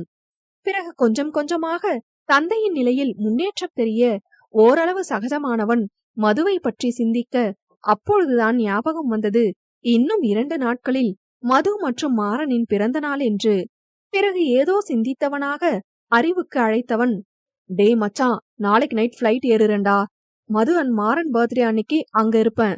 நீ மது கிட்ட நான் அவளை தேடுறவனை கண்டுபிடிச்சிட்டேனோ, அவளோட பிறந்த நாள் பரிசா அவன் முன்னாடி அவனை கூட்டிட்டு வரேனோ சொல்லு என்று கூற, அறிவும் அவ்வாறே கூற, மதுரிகாவின் மனதில் மதுரனை இழந்து விடுவோமோ என்ற பயம் வந்தது. இந்த 1 மாத கால பிரிவும் அவள் தேடிக் கொண்டிருந்தவனை முற்றிலும் மறக்க செய்து சதா காலமும் மதுரனையே நினைக்க வைத்தது. மதுரன் பால் தான் கொண்ட காதலை நன்கு உணர்ந்தவள் அவன் இங்கு வந்ததும் தன் காதலை கூறிவிடலாம் என்று நினைத்திருக்க, அதற்குள் மதுரன் தன்னை காப்பாற்றியவனை கண்டுபிடித்து விட்டதாக கூறுவான் என்று சற்றும் எதிர்பார்க்கவில்லை. மனதினுள் அன்று மதுரன் கூறிய வார்த்தை வேறு ஒலித்துக் கொண்டிருந்தது. தூரா, பிளீஸ்டா, என் காதலை நான் உணர்ந்துட்டேன். உன்கிட்ட சொல்லதான் காத்திருக்கிறேன். அவனை நீ கண்டுபிடிக்கிறதுக்கு முன்னாடியே எனக்கு உன் மேல காதல் இருக்குன்னு நல்லா தெரிஞ்சுக்கிட்டேன். நீ பக்கத்துல இருக்கும்போது நான் காதலை சொல்லாம தப்பு பண்ணிட்டேன். ஆனா நான் இப்ப காதலை சொல்லணும்னு நினைக்கும் போது நீ தூரமா இருக்க. சும்மா மொபைல் மூலமா என் காதலை உன்கிட்ட வெளிப்படுத்த நான் விரும்பல. உன்னை எப்ப பாக்குறேனோ அந்த நிமிஷமே ஓடி வந்து என் காதலை சொல்லிடுவேன். நீ என்ன நம்புனா மட்டும் போதும். உனக்காக காத்திருக்கிறேன். சீக்கிரம் வா தூரா. நீ அவனை கூட்டிட்டு வந்தாலும் நீதான் தூரா எனக்கு வேணும். பிளீஸ், நீ என்ன புரிஞ்சுப்பன்னு நம்புறேன் என்று மனதினுள் நினைத்து மருகினாள். உயிரினை காதல் தாங்காதா, ஒரு விழியாவது தூங்காதா, மொழியிருந்தும் வழியிருந்தும் என் காதலை சொல்ல முடியாதா. ரகசியம் 43. மது தேடுபவனை கண்டுபிடித்து விட்டதாக அறிவிடம் சொல்ல சொல்லிய மதுரனோ, சாரி மது, உனக்கு அதிகமா டைம் கொடுத்தா நீ இன்னும் ரொம்ப குழம்பிதான் போவ. அதனாலதான் அப்படி சொல்ல சொன்னேன். எப்படியும் இந்த 1 மாச கால பிரிவு உனக்கு என் மேல உள்ள காதலை உணர்த்திருக்கும்னு நம்புறேன். நாளைக்கு ஃபிளைட் ஏறி உன் பிறந்த நாள் அன்னைக்கு உன் முன்னாடி நிப்பேன். வெயிட்டிங் டு see you தூரிகா என்று மனதில் நினைத்து குதூகலித்தவன் எப்பொழுது நாளை மறுநாள் ஆகும் என்று ஆர்வத்தோடு உறங்கினான். மறுநாள் விடிய மதுரிகாவோ நாளை அவன் வந்ததும் தான் எவ்வாறு தன் காதலை கூற வேண்டும் என்று பல யோசனைகளோடு இருந்தாள். மாறனும் மதுவை நினைத்து கவலையாகத்தான் இருந்தான். ஆனால் மதுவை காப்பாற்றியவன் மதுரன் என்று தெரிந்ததால் அதனை நினைத்து பெரிதாக பயம் ஏதும் இல்லை அவனுக்கு. அறிவும் இனியாவும் மறுநாள் மது மற்றும் மாறனின் பிறந்த நாளுக்கு என்ன ஏற்பாடு செய்யலாம் என்று கலந்தாலோசித்துக் கொண்டிருந்தனர். மதுரன் இல்லாத காரணத்தால் இந்த 1 மாத காலமாக நண்பர்கள் 4வரும் சேர்ந்து வெளியில் எங்கேயும் போகாததால் விழியால் மாறனை சந்திக்க முடியவில்லை. அவனை காணாமல் பெண் அவள் தவித்து போக, அவ்வப்போது புலனத்தில் குறுஞ்செய்தி அனுப்பி பொதுவாக மட்டும் பேசிக் கொள்வாள். ஆனால் புலனத்தில் ஸ்டேட்டஸாக அவன் வைக்கும் ஒருதலை காதல் தோல்வி பாடல்கள் எல்லாம் அவளுக்கு சந்தேகத்தை உண்டு பண்ணியது. ஒருவேளை யாரையாச்சும் லவ் பண்ணி ஃபெயிலியர் ஆகியிருக்குமோ என்று சிந்தித்தவளுக்கு தன் சகோதரிதான் காதலித்திருக்கிறான் என்ற விஷயம் தெரிய வந்தால் என்ன ஆகுமோ? அறிவு மற்றும் இனியாவிற்கு பாடல்களை தெரியாதபடிதான் வைப்பான். விழி பார்ப்பதால் ஏதும் ஆபத்தில்லை என்று நம்பியதால் அவளுக்கு பாடல்களை காட்டும்படியே வைத்திருந்தான். இனியாவின் மீது இப்போது அவனுக்கு காதல் இல்லைதான்.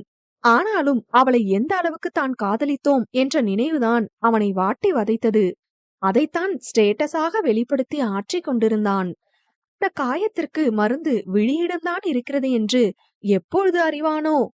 மறுநாள் மதுரிகாவிற்கு பெரிய எதிர்பார்ப்புகளுடன் விடிய விறுவிறுவென கிளம்பியவள் நேராக மாறன் அறைக்கு சென்று அவளின் மாறனுக்கு வாழ்த்துக்கள் சொல்ல அவனும் இவளுக்கு வாழ்த்துக்கள் கூறினான். பிறகு அவனை அவசரமாக கிளம்ப சொல்லியவள் சத்யன் மற்றும் விஜயாவிடம் ஆசீர்வாதம் வாங்கிவிட்டு நேராக அவனை கோவிலுக்கு அழைத்து சென்றாள். சன்னதியில் மனமுருகி வேண்ட ஆரம்பித்தாள் மதுரிகா. பிள்ளையாரப்பா, என் பிறந்த நாள் பரிசா உன்கிட்ட 2 விஷயம் கேக்குறேன். ஒண்ணு, என் மாறன் அவன் மனசுல இருக்கிறத எல்லாம் மறந்துட்டு சந்தோஷமா இருக்கணும் எப்பவும். 2வது, என் மதுரன் எனக்கு வேணும். எனக்கு என் வாழ்க்கையில கிடைச்ச பெரிய பரிசே அவன்தான்னு தெரியாம அவன் எனக்கு பரிசா என்ன காப்பாத்தனவன கூட்டிட்டு வரேன்னு சொல்லியிருக்கான். அவன் யார கூட்டிட்டு வந்தாலும் சரி, மதுரன் தான் எனக்கு வேணும். நான் அவன்கிட்ட காதல சொல்லும் போது என் காதல் அவனுக்கே அவனுக்குன்னு தான் அவன் புரிஞ்சுக்கணும். என்ன அவன் தப்பா நினைக்காம நீதான் பாத்துக்கணும் என்று மனமுருகி வேண்ட மாறனோ, பிள்ளையாரப்பா, மதுவோட காதல் நிறைவேறணும். அவ வாழ்க்கை முழுக்க சந்தோஷமா இருக்கணும். அதே மாதிரி என்னோட மனசுல இருக்கிற இனியா பத்தின நினைவுகளை எனக்கு அழிச்சிடுங்க. அது போகணும்னா என் வாழ்க்கையில நான் என்ன செய்யணும்? எனக்கான அந்த ஒரு நபரை நான் பாத்துட்டேனா என் மனசு மாறிடுமா? இந்த நபர் யாரு? எது நடந்தாலும் நல்லதாவே நடக்கணும் என்று வேண்டிவிட்டு கண்களை திறக்க வழக்கம் போல் அவன் முன் நின்றிருந்தாள் விழி. ஹே இமை, என்ன நீ? நான் எப்ப கோவில் வந்தாலும் வேண்டிட்டு கண்ணை திறக்கும் போது நீ வந்து நிக்கிற. இது எதர்ச்சியா நடக்குதா இல்ல எப்படின்னு தெரியல என்று ஆச்சரியமாய் கூறியவனுக்கு அப்பொழுதும் இது அவன் சற்று முன் வேண்டிய வேண்டுதலுக்கு அந்த யானை முகன் அளிக்கும் பதில் என்று புரியவில்லை. அவன் கேள்வியில் சிரித்த விழியோ, மத்த நேரம் எப்படின்னு தெரியல, இந்த வாட்டி நானே தான் வந்து நின்ன என்று கூற அவர்கள் உரையாடலில் மதுவும் தன் வேண்டுதலை முடித்து அவர்களை கவனிக்கலானாள். நீயே வந்து நின்னியா? என்ன விஷயம் இமை என்று அவன் கேட்க மதுவும், ஹே விழி, நீ எங்க இங்க ஸ்கூலுக்கு போகல என்று கேட்க அவளோ, ஹாய் மதுக்கா, ஸ்கூலுக்கு போயிட்டு இருந்தேன். வெளியே இவங்க பைக் நின்னுச்சு. அதான் அக்கா வேற உங்க 2 பேருக்கும் பிறந்த நாள்னு சொன்னாங்களா, அதான் விஷ் பண்ணிட்டு போலாமேன்னு வந்தேன் என்றவள் மதுவிடம் கை நீட்டி, பிறந்த நாள் வாழ்த்துக்கள் மதுக்கா என்க அவளும் கை குலுக்கினாள். தேங்க்ஸ் விழி என்றபடி. பிறகு, சரி நீங்க பேசிட்டு இருங்க, நான் பிரகாரத்தை சுத்திட்டு வரேன் என்றபடி மது சென்றுவிட பிறகு மாறனிடம் கை நீட்டியவள், பிறந்த நாள் வாழ்த்துக்கள் இலா என்று காதலாக கூற அவனும் கை குலுக்கினான். தேங்க்ஸ் இமை என்றபடி. இடதுபுறம் மாறன் நிற்க வலதுபுறம் மாறனை நோக்கியபடி அவன் எதிரில் இமை நிற்க நடுவில் விநாயகர் இருக்க அவரது முன்னிலையில் அவர்களது கைகள் கோர்த்திருந்தது. விநாயகா, உன்னை சாட்சியா வச்சுதான் என் இலாவோட கைய பிடிச்சிருக்கேன். என் வாழ்க்கை முழுக்க இந்த கைய நான் பிடிச்சிருக்க, நீதான்ப்பா உதவி பண்ணணும் என்று விநாயகரிடம் விண்ணப்பம் போட்டவள் பிறகு மனமே இல்லாமல் அவன் கைகளை விடுவித்தாள்.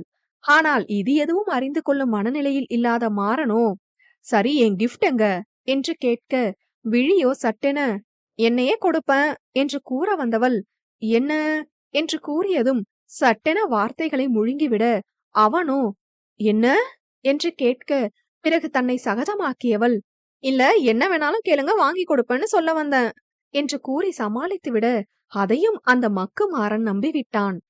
கிஃப்ட்னா கேட்டு வாங்கி தரக்கூடாது, கேட்காம வாங்கி தரணும் என்று கூற அவளோ, வாங்கி கொடுத்துட்டா போச்சு. சரி அது இருக்கட்டும், மது அக்கா இப்ப என்ன யோசிச்சிருக்காங்க? இன்னைக்கு மதுரன் அண்ணா கிட்ட லவ்வ சொல்லிடுவாங்க தானே என்று கேட்க மாறனோ, ஆமா கண்டிப்பா இன்னைக்கு சொல்லிடுவா. ஆனா மதுரன் தான் அவளை புரிஞ்சுக்கணும். அவளை காப்பாத்தினவன வேற கூட்டிட்டு வரேன்னு சொல்லியிருக்கான். அதுக்கு முன்னாடி இவ லவ்வ சொல்லணும். என்ன நடக்க போகுதோ என்று அவன் கையை பிசைய அவன் கைகளை ஆதரவாக பற்றியவள், கவலைப்படாதீங்க இலா, அதெல்லாம் நல்லதே நடக்கும். மதுரன் மதுரிகா 2 பேரோட பேர்லயே அவ்ளோ பொருத்தம் இருக்கு. வாழ்க்கையில பொருந்தி போக மாட்டாங்களா என்ன? எக்ஸாம்பிளுக்கு அறிவு மாம்சையும் இனியாவையும் எடுத்துக்கோங்க. அறிவமுதன் அன்பினியா, அவங்க பேரே ஒரே எழுத்துல ஆரம்பிச்சு அவ்ளோ பொருத்தமா இருக்கு. அதனாலதான் அவங்க சேர்ந்திருக்காங்க. அதே மாதிரி மதுரன் மதுரிகாவும் சேருவாங்க என்று கூறியவள், அதே மாதிரிதான் இளா நாமளும். இளமாறன் இமைவிழி, நம்ம பேர் பொருந்தி இருக்கு. நாம எப்ப பொருந்த போறோம்? இப்ப நான் சொன்னதை வச்சு என்னை பத்தி கொஞ்சமாவது யோசிப்பீங்களா என்று ஏக்கமாய் அவனை நோக்க அவனோ, ஆமா அவங்கதான் ஜோடி சேரணும்னு விதி இருக்கு. அதனாலதான் அவங்க பேர் பொருந்தி இருக்கு. எனக்கு பொருந்தல. இது கூட இவ்ளோ நாள் யோசிக்காம இருந்திருக்கேன் என்று வேறு கோணத்தில் நினைத்து வருத்தப்பட்டு கொண்டிருந்தான். பிறகு பிரகாரத்தை சுற்றி முடித்து மது வந்துவிட பிறகு மூவரும் வெளியே வந்தனர். மது மற்றும் மாறன் விழியிடமிருந்து விடை பெற்று கொண்டு கிளம்ப விழியும் பள்ளிக்கு சென்றாள். செல்லும் வழியில் மாறனோ மதுவிடம், ஹே மது, இப்ப இமைக்கிட்ட பேசிட்டு இருந்தல்ல, அப்ப அவ ஒரு விஷயம் சொன்னாடி. இதுல இப்படி ஒரு விஷயம் இருக்குன்னு எனக்கும் அப்பதான் தோணுச்சு என்று கூற, மதுவோ என்ன விஷயம்டா என்று கேட்டாள். நம்ம கேங்ல முதல் ஜோடி அறிவமுதன் அன்பினியா. 2 பேரோட நேமும் ஒரே லெட்டர்ல ஸ்டார்ட் ஆகுது. அவங்க ஜோடி சேர்ந்துட்டாங்க. அடுத்து மதுரன் மதுரிக்கா நீங்க. உங்களுக்கு முதல் லெட்டர் மட்டுமில்ல, முழு பேருமே உனக்கு அவன் அவனுக்கு நீன்னு சொல்ற மாதிரி அவ்ளோ பொருத்தமா இருக்கு. அதனால கவலையே படாத. அடுத்த ஜோடி நீங்க தான். நீ அவன்கிட்ட காதல சொல்ற, அவன் காதல ஏத்துக்க போறான். அடுத்த லவ் பேர்ட்ஸ் இந்த காலேஜ சுத்தி வரப்போகுது. இதுதான் நடக்கும் பாரேன் என்று அவனின் மதுவை வார்த்தைகளால் தேற்ற, அவளோ உன் வார்த்தை மட்டும் பளிச்சுது. 2 கிலோ சர்க்கரை வாங்கி உன் வாயில கொட்டுவண்டா மாறா என்று மகிழ்வாய் கூறினாள் மதுரிகா. அதனை கேட்டவன், ஏண்டி நீ லவ் பண்றதுக்கு என்ன ஏண்டி சுகர் பேஷண்ட் ஆக்க ட்ரை பண்ற கொய்யால என்று அவளை சீண்டியபடி கல்லூரி வந்து சேர்ந்தனர் இருவரும். இனியாவும் ஏற்கனவே வந்திருக்க, இன்னும் அறிவும் மதுரனும் மட்டும் கல்லூரிக்கு வரவில்லை. அவர்களுக்காக காத்திருந்தனர். மதுரிகாவோ எப்பொழுது மதுரன் வருவான் என்று வாசலையே நிமிடத்துக்கு ஒரு முறை பார்த்து கொண்டிருக்க, அறிவு மட்டும் வந்து அமர்ந்தான். அவனிடம், டேய் மதுரன் எங்க, அவன் வரலையா என்று யோசனை, ஏக்கம், ஆவல், சோகம் என்று அனைத்தும் கலந்த கலவையாக கேட்க, அறிவோ இல்ல மது, அவன் டிராவல் பண்ணி வந்தது டயர்டா இருக்குன்னு காலேஜ் வரலன்னு சொல்லிட்டான். பார்ட்டிக்கு நேரா வந்துடுறேன்னு சொல்லியிருக்கான் என்று கூற, மதுரிகாவிற்கோ இதயம் பயத்தில் வெளியில் குதித்துவிடும் அளவிற்கு துடித்தது. பிறகு, சரி அவ்ளோ தூரம் டிராவல் பண்ணிருக்கான், வசதியா இருக்கும், ரெஸ்ட் எடுத்தாதான் நான் லவ் சொல்லும்போது அவன் ஒழுங்கான மைண்ட் செட்ல இருப்பான் என்று நினைத்தவள் பிறந்த நாள் விழாவிற்காக காத்திருந்தாள்.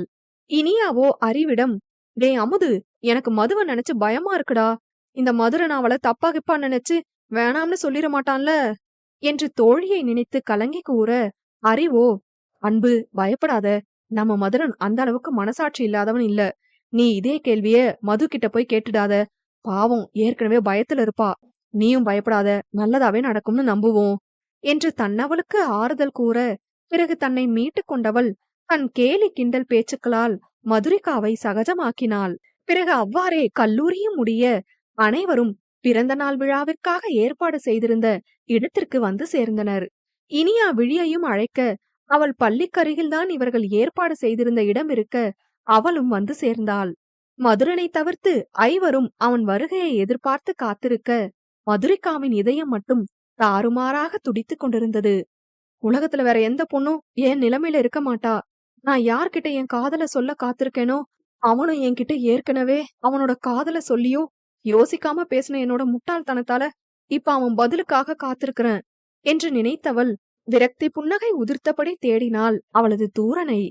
உன் தேடலோ காதல் தேடல்தான், என் தேடலோ கடவுள் தேடும் பக்தன் போல. ரகசியம் 44.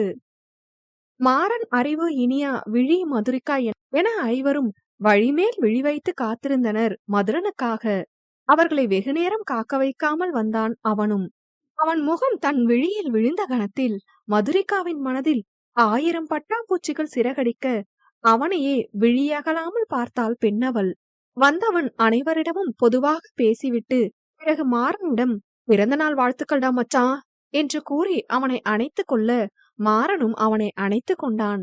பிறகு மதுரிகாவிடம் வந்தவன், பிறந்த நாள் வாழ்த்துக்கள் மது என்றபடி கை நீட்ட, அவளுக்கு அவனது தூரிகா என்ற பிரத்யேகமான அழைப்பு அவனிடம் இல்லாததை எண்ணி மனதினுள் குளிர் பரவியது. கண்களில் கண்ணீர் முட்டிக்கொண்டு வர அவனின் கரத்தை பற்றி கொண்டு, தூரா அண்ணா என்று தன் காதலை கூற வர தன் கையை அவளிடமிருந்து உருவியவன் அவளை தடுத்து, தயவு செஞ்சு இதுக்கு மேல எதுவும் பேசாத. நான் இங்க வந்ததுக்கு காரணமே நான் லவ் பண்ண பொண்ணுக்கு அவளோட பிறந்த நாள் பரிச கொடுத்துட்டு போலாமேனுதான் என்று கூற அவளுக்கு தூக்கி வாரி போட்டது. தூரா ப்ளீஸ், கொஞ்சம் நான் சொல்றத கேளு என்று வார்த்தைகள் தந்தியடிக்க கேட்க, அவனோ அதையெல்லாம் காதில் வாங்கிக் கொள்ளவில்லை. மற்ற நால்வரும் மதுவுக்கு ஆதரவாக பேச முன்வர அவர்களையும் தடுத்தவன், தயவு செஞ்சு இவளுக்கு யாரும் சப்போர்ட் பண்ணி பேச வராதீங்க சொல்லிட்டேன். நான் கொடுத்த டைம் முடிஞ்சிடுச்சு. நான் கொடுத்த வாக்குப்படி இப்ப மதுவோட காதலனை அவன் முன்னாடி கூட்டிட்டு வரப்போறேன் என்றவனை, காதலனை என்ற வார்த்தையை அழுத்தமாய் கூறியபடி மதுவை பார்க்க, அவளோ கண்களாலேயே கெஞ்சினாள் அவனை. எதையும் சட்டை செய்யாத மதுரன் தன் அலைபேசி எடுத்து யாருக்கோ அழைப்பு விடுக்க, மறுமுனையில் அழைப்பு ஏற்கப்பட்டதும், ப்ரோ, நான் தான் மதுரன். நீங்க எங்க இருக்கீங்க? லொகேஷனுக்கு வந்துட்டீங்களா? அப்படியா?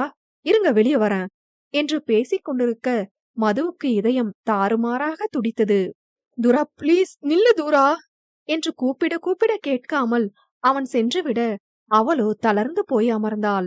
ஐயோ! அவன் காதல புரிஞ்சுக்காம போனது ஏன் தப்புதான். அதுக்காக எனக்கே இவ்ளோ பெரிய தண்டனை கொடுக்கறான் என்று அழுதபடி அவள் புலம்ப, அப்பொழுது வாசலிலிருந்து கைக்குட்டையை முகத்தில் மறைத்து அணிந்தபடி ஒருவன் மதுரனோடு வர, அனைவரும் குழப்பமாகவும் அதிர்ச்சியாகவும் பார்த்தனர்.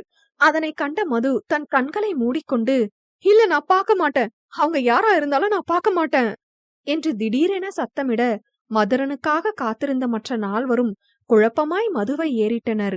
மாறனோ, "ஏ மது, என்னடி ஆச்சு? ஏன் இப்படி சத்தம் போடுற?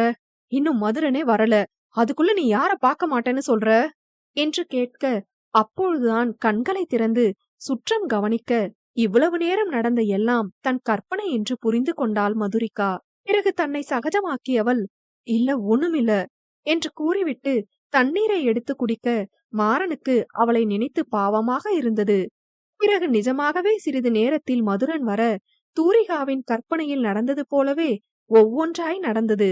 வந்தவன் அனைவரிடமும் பேசிவிட்டு மாறனுக்கு வாழ்த்து கூறி அணைத்துக் கொள்ள, நன்றி கூறிய மாறனுக்கு ஏதோ அழைப்பு வர அலைபேசியை எடுத்துக்கொண்டு வெளியில் சென்று விட்டான்.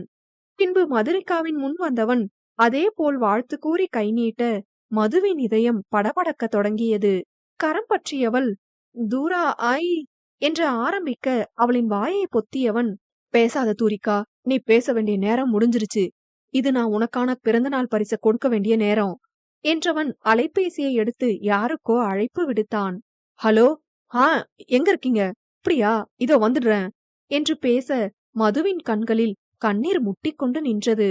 அவளை ஒரு பார்வை பார்த்துவிட்டு மதுரன் வெளியில் சென்றுவிட, மதுவோ அங்கிருந்த நாற்காலியில் சோர்ந்து அமர்ந்துவிட, இனியாவும் விழியும் அவளை தேற்றினர். "போச்சு, எல்லாம் போச்சு. என் காதல் போச்சு. என் மதுரன் என்ன வேண்டாம்னு சொல்ல போறான்" என்று புலம்பியபடி அவள் அழுக, வாசலிலிருந்து அவள் கற்பனையில் கண்டது போல் கைக்குட்டையால் முகத்தை மறைத்தபடி ஒருவன் வந்தான். ஆனால் கற்பனையில் மதுரனோடு வந்தவன் நிஜத்தில் மாறனோடு வந்தான். அதையெல்லாம் யோசிக்கும் நிலையில் மதுரிகா இல்லை. வந்த அந்த புதியவன் அவளை காப்பாற்றும் பொழுது அவளுக்கு அணிவித்த VKM என்று எம்ப்ராய்டரி போட்டிருந்த டி-ஷர்ட்டை அணிந்தபடி வந்தான். மதுரிகாவிற்கு இந்த டி-ஷர்ட் எப்படி இவங்க கைக்கு வந்துச்சு என்று குழப்பமாகவும், அதே நேரம் நிஜமாகவே மதுரன் தன்னை வேண்டாம் என்று சொல்லிவிடுவானோ என்று பயமாகவும் இருந்தது. அந்த நேரமும் அந்த புதியவனையும் மாறனையும் தாண்டி பின்னே மதுரன் வந்திருக்கிறானா என்றுதான் அவளின் கண்கள் தேடியது. வந்தவன் மதுவின் முன் வந்து நின்று தன் முகத்தில் இருந்த கைக்குட்டையை அவிழ்க்க போக, மதுவோ, "ஒரு நிமிஷம் கழட்டாதீங்க, நான் கொஞ்சம் உங்ககிட்ட பேசணும்" என்று கூற, அவனும் கையை கட்டிக்கொண்டு அமைதியாக அவளை பார்க்கலானான். மீண்டும் தொடர்ந்த மது, "உங்கள நான் பார்க்கணும்னு நினைச்சது உண்மைதான். உங்க மேல எனக்கு சொல்ல தெரியாத உணர்வு இருந்தது உண்மைதான். அத காதல்னு நான் நினைச்சது உண்மைதான். ஆனா அது காதல் இல்லங்கிறது தான் உண்மை. அத கொஞ்ச நாளைக்கு முன்னாடியே நான் புரிஞ்சுக்கிட்டேன். என்னோட காதல் மதுரனுக்கு தான். அவன தான் நான் காதலிக்கிறேன். உங்க மேல இருந்தது வெறும் நன்றி உணர்வுன்னு நான் எப்பவோ புரிஞ்சுக்கிட்டேன். ஆனா இதையெல்லாம் நான் ரொம்ப லேட்டா புரிஞ்சுக்கிட்டேன். என் தூரம் என்கிட்ட சொல்லும்போது கூட நான் புரிஞ்சுக்கல. அவன்கிட்ட முட்டாள்தனமா சவால் விட்டுட்டேன். உங்கள தான் காதலிக்கிறேன்னு தப்பா நினைச்சு. நீங்க வந்த அப்புறம்தான் நான் மதுரனோட காதல உணர்ந்திருக்கேன்னு மதுரன் என்ன தப்பா சொன்னாலும் பரவாயில்ல. என் காதல ஏத்துக்காம போனாலும் பரவாயில்ல. நான் அவனுக்காக காத்திருப்பேன். Because I love you Thooran. நீங்க என் உயிரையும் மானத்தையும் காப்பாத்துனதுக்கு ரொம்ப ரொம்ப நன்றி. என் வாழ்க்கையில நீங்க செஞ்ச உதவிய நான் மறக்க மாட்டேன். அந்த நன்றி உணர்வு எப்பவுமே என்கிட்ட இருக்கும். உங்க முகத்த நான் பார்க்க வேணாம்னு நினைக்கிறேன். நீங்க கிளம்பலாம் என்று கூறிவிட, எதிரிலிருந்து, "நீங்க என்ன காதலிக்காம இருக்கலாம். ஆனா நான் உங்கள தான் காதலிக்கிறேன்" என்று குரல் வர, அதிர்ச்சியாக அவனை ஏறிட்டவள், "வாட்? நீங்க என்ன காதலிக்கிறீங்களா? நான் மதுரன காதலிக்கிறேன்னு சொல்றேன். நீங்க இப்படி சொல்றீங்க" என்று அவள் பாட்டுக்கு பொரிந்து தள்ள, அப்பொழுதுதான் அவனின் குரலை கவனித்தாள் பெண்ணவள். தான் கேட்ட அந்த குரல் மதுரனின் குரலாயிற்றே என்று சிந்தித்தவள், சட்டென அவன் முகத்தில் இருந்த கைக்குட்டையை விலக்க, அவனின் தூரனை கண்டவளுக்கு இன்ப அதிர்ச்சியாய் இருந்தது. "தூரா" என்று அவனை அணைத்துக் கொண்டு தேம்பி அழுக ஆரம்பித்து விட்டாள். ஏற்கனவே திட்டம் தெரிந்த மாறனும் அறிவும் சிரித்தபடி அவர்களை பார்க்க இனியா மற்றும் விழிக்கு குழப்பமாக இருந்தாலும் மதுரன் மதுரிகாவின் காதலை ஏற்றுக்கொண்டதில் அவர்களுக்கு மகிழ்ச்சியே. மிஸ் பண்டாரம், இப்ப எதுக்கு அழுகிறன்னு தெரிஞ்சுக்கலாமா என்று நக்கல் சிரிப்போடு கேட்க அவளோ, போடா, நான் எவ்வளவு பயந்துட்டும் தெரியுமா? ஏன்டா இப்படி என்ன பயமுறுத்தின? நீ லவ்வ சொல்லும் போது நான் ஏத்துக்காம திமிரா பேசினதுக்காக என்ன பழி வாங்குறியா, எரும மாடு என்றவள் அவனை சில அடிகள் அடித்துக்கொண்டு அவனிடமே தஞ்சம் அடைந்தாள்.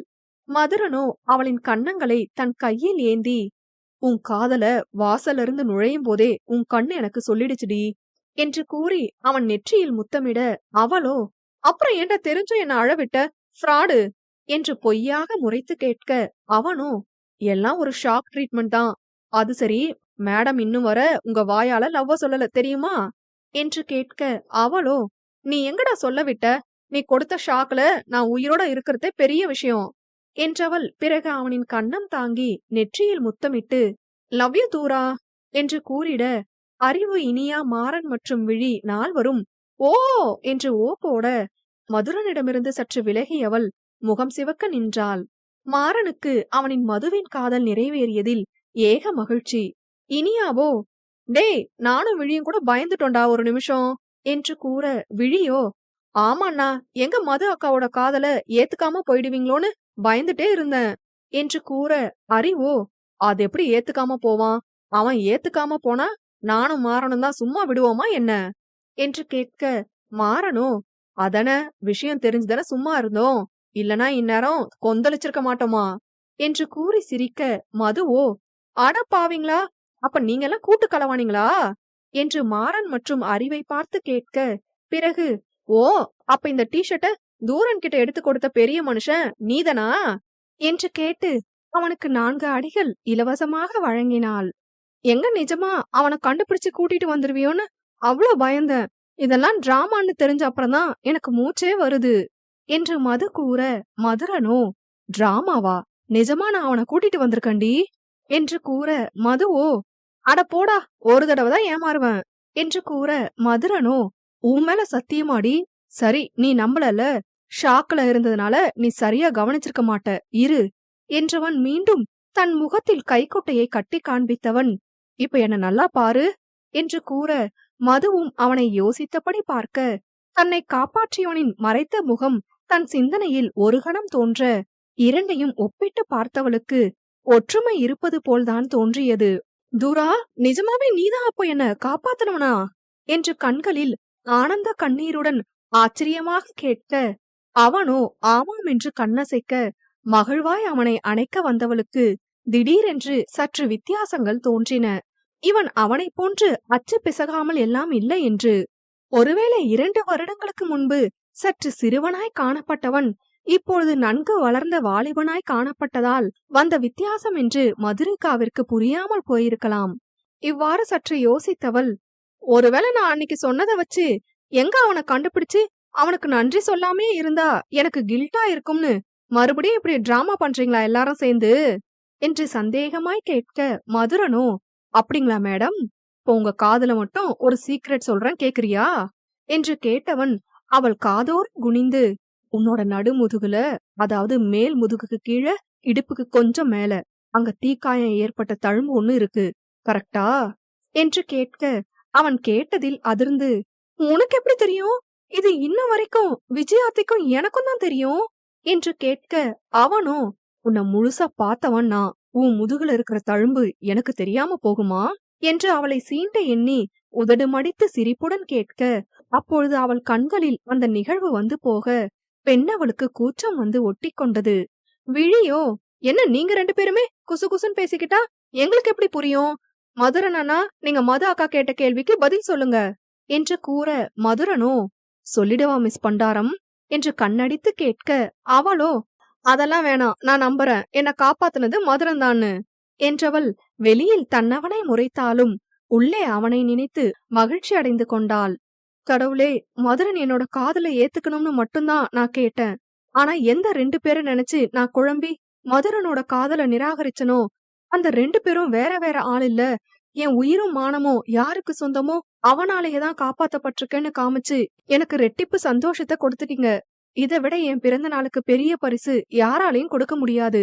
ரொம்ப ரொம்ப ரொம்ப நன்றி கடவுளே என்று மனதினுள் கடவுளுக்கு நன்றி கூறினாள்.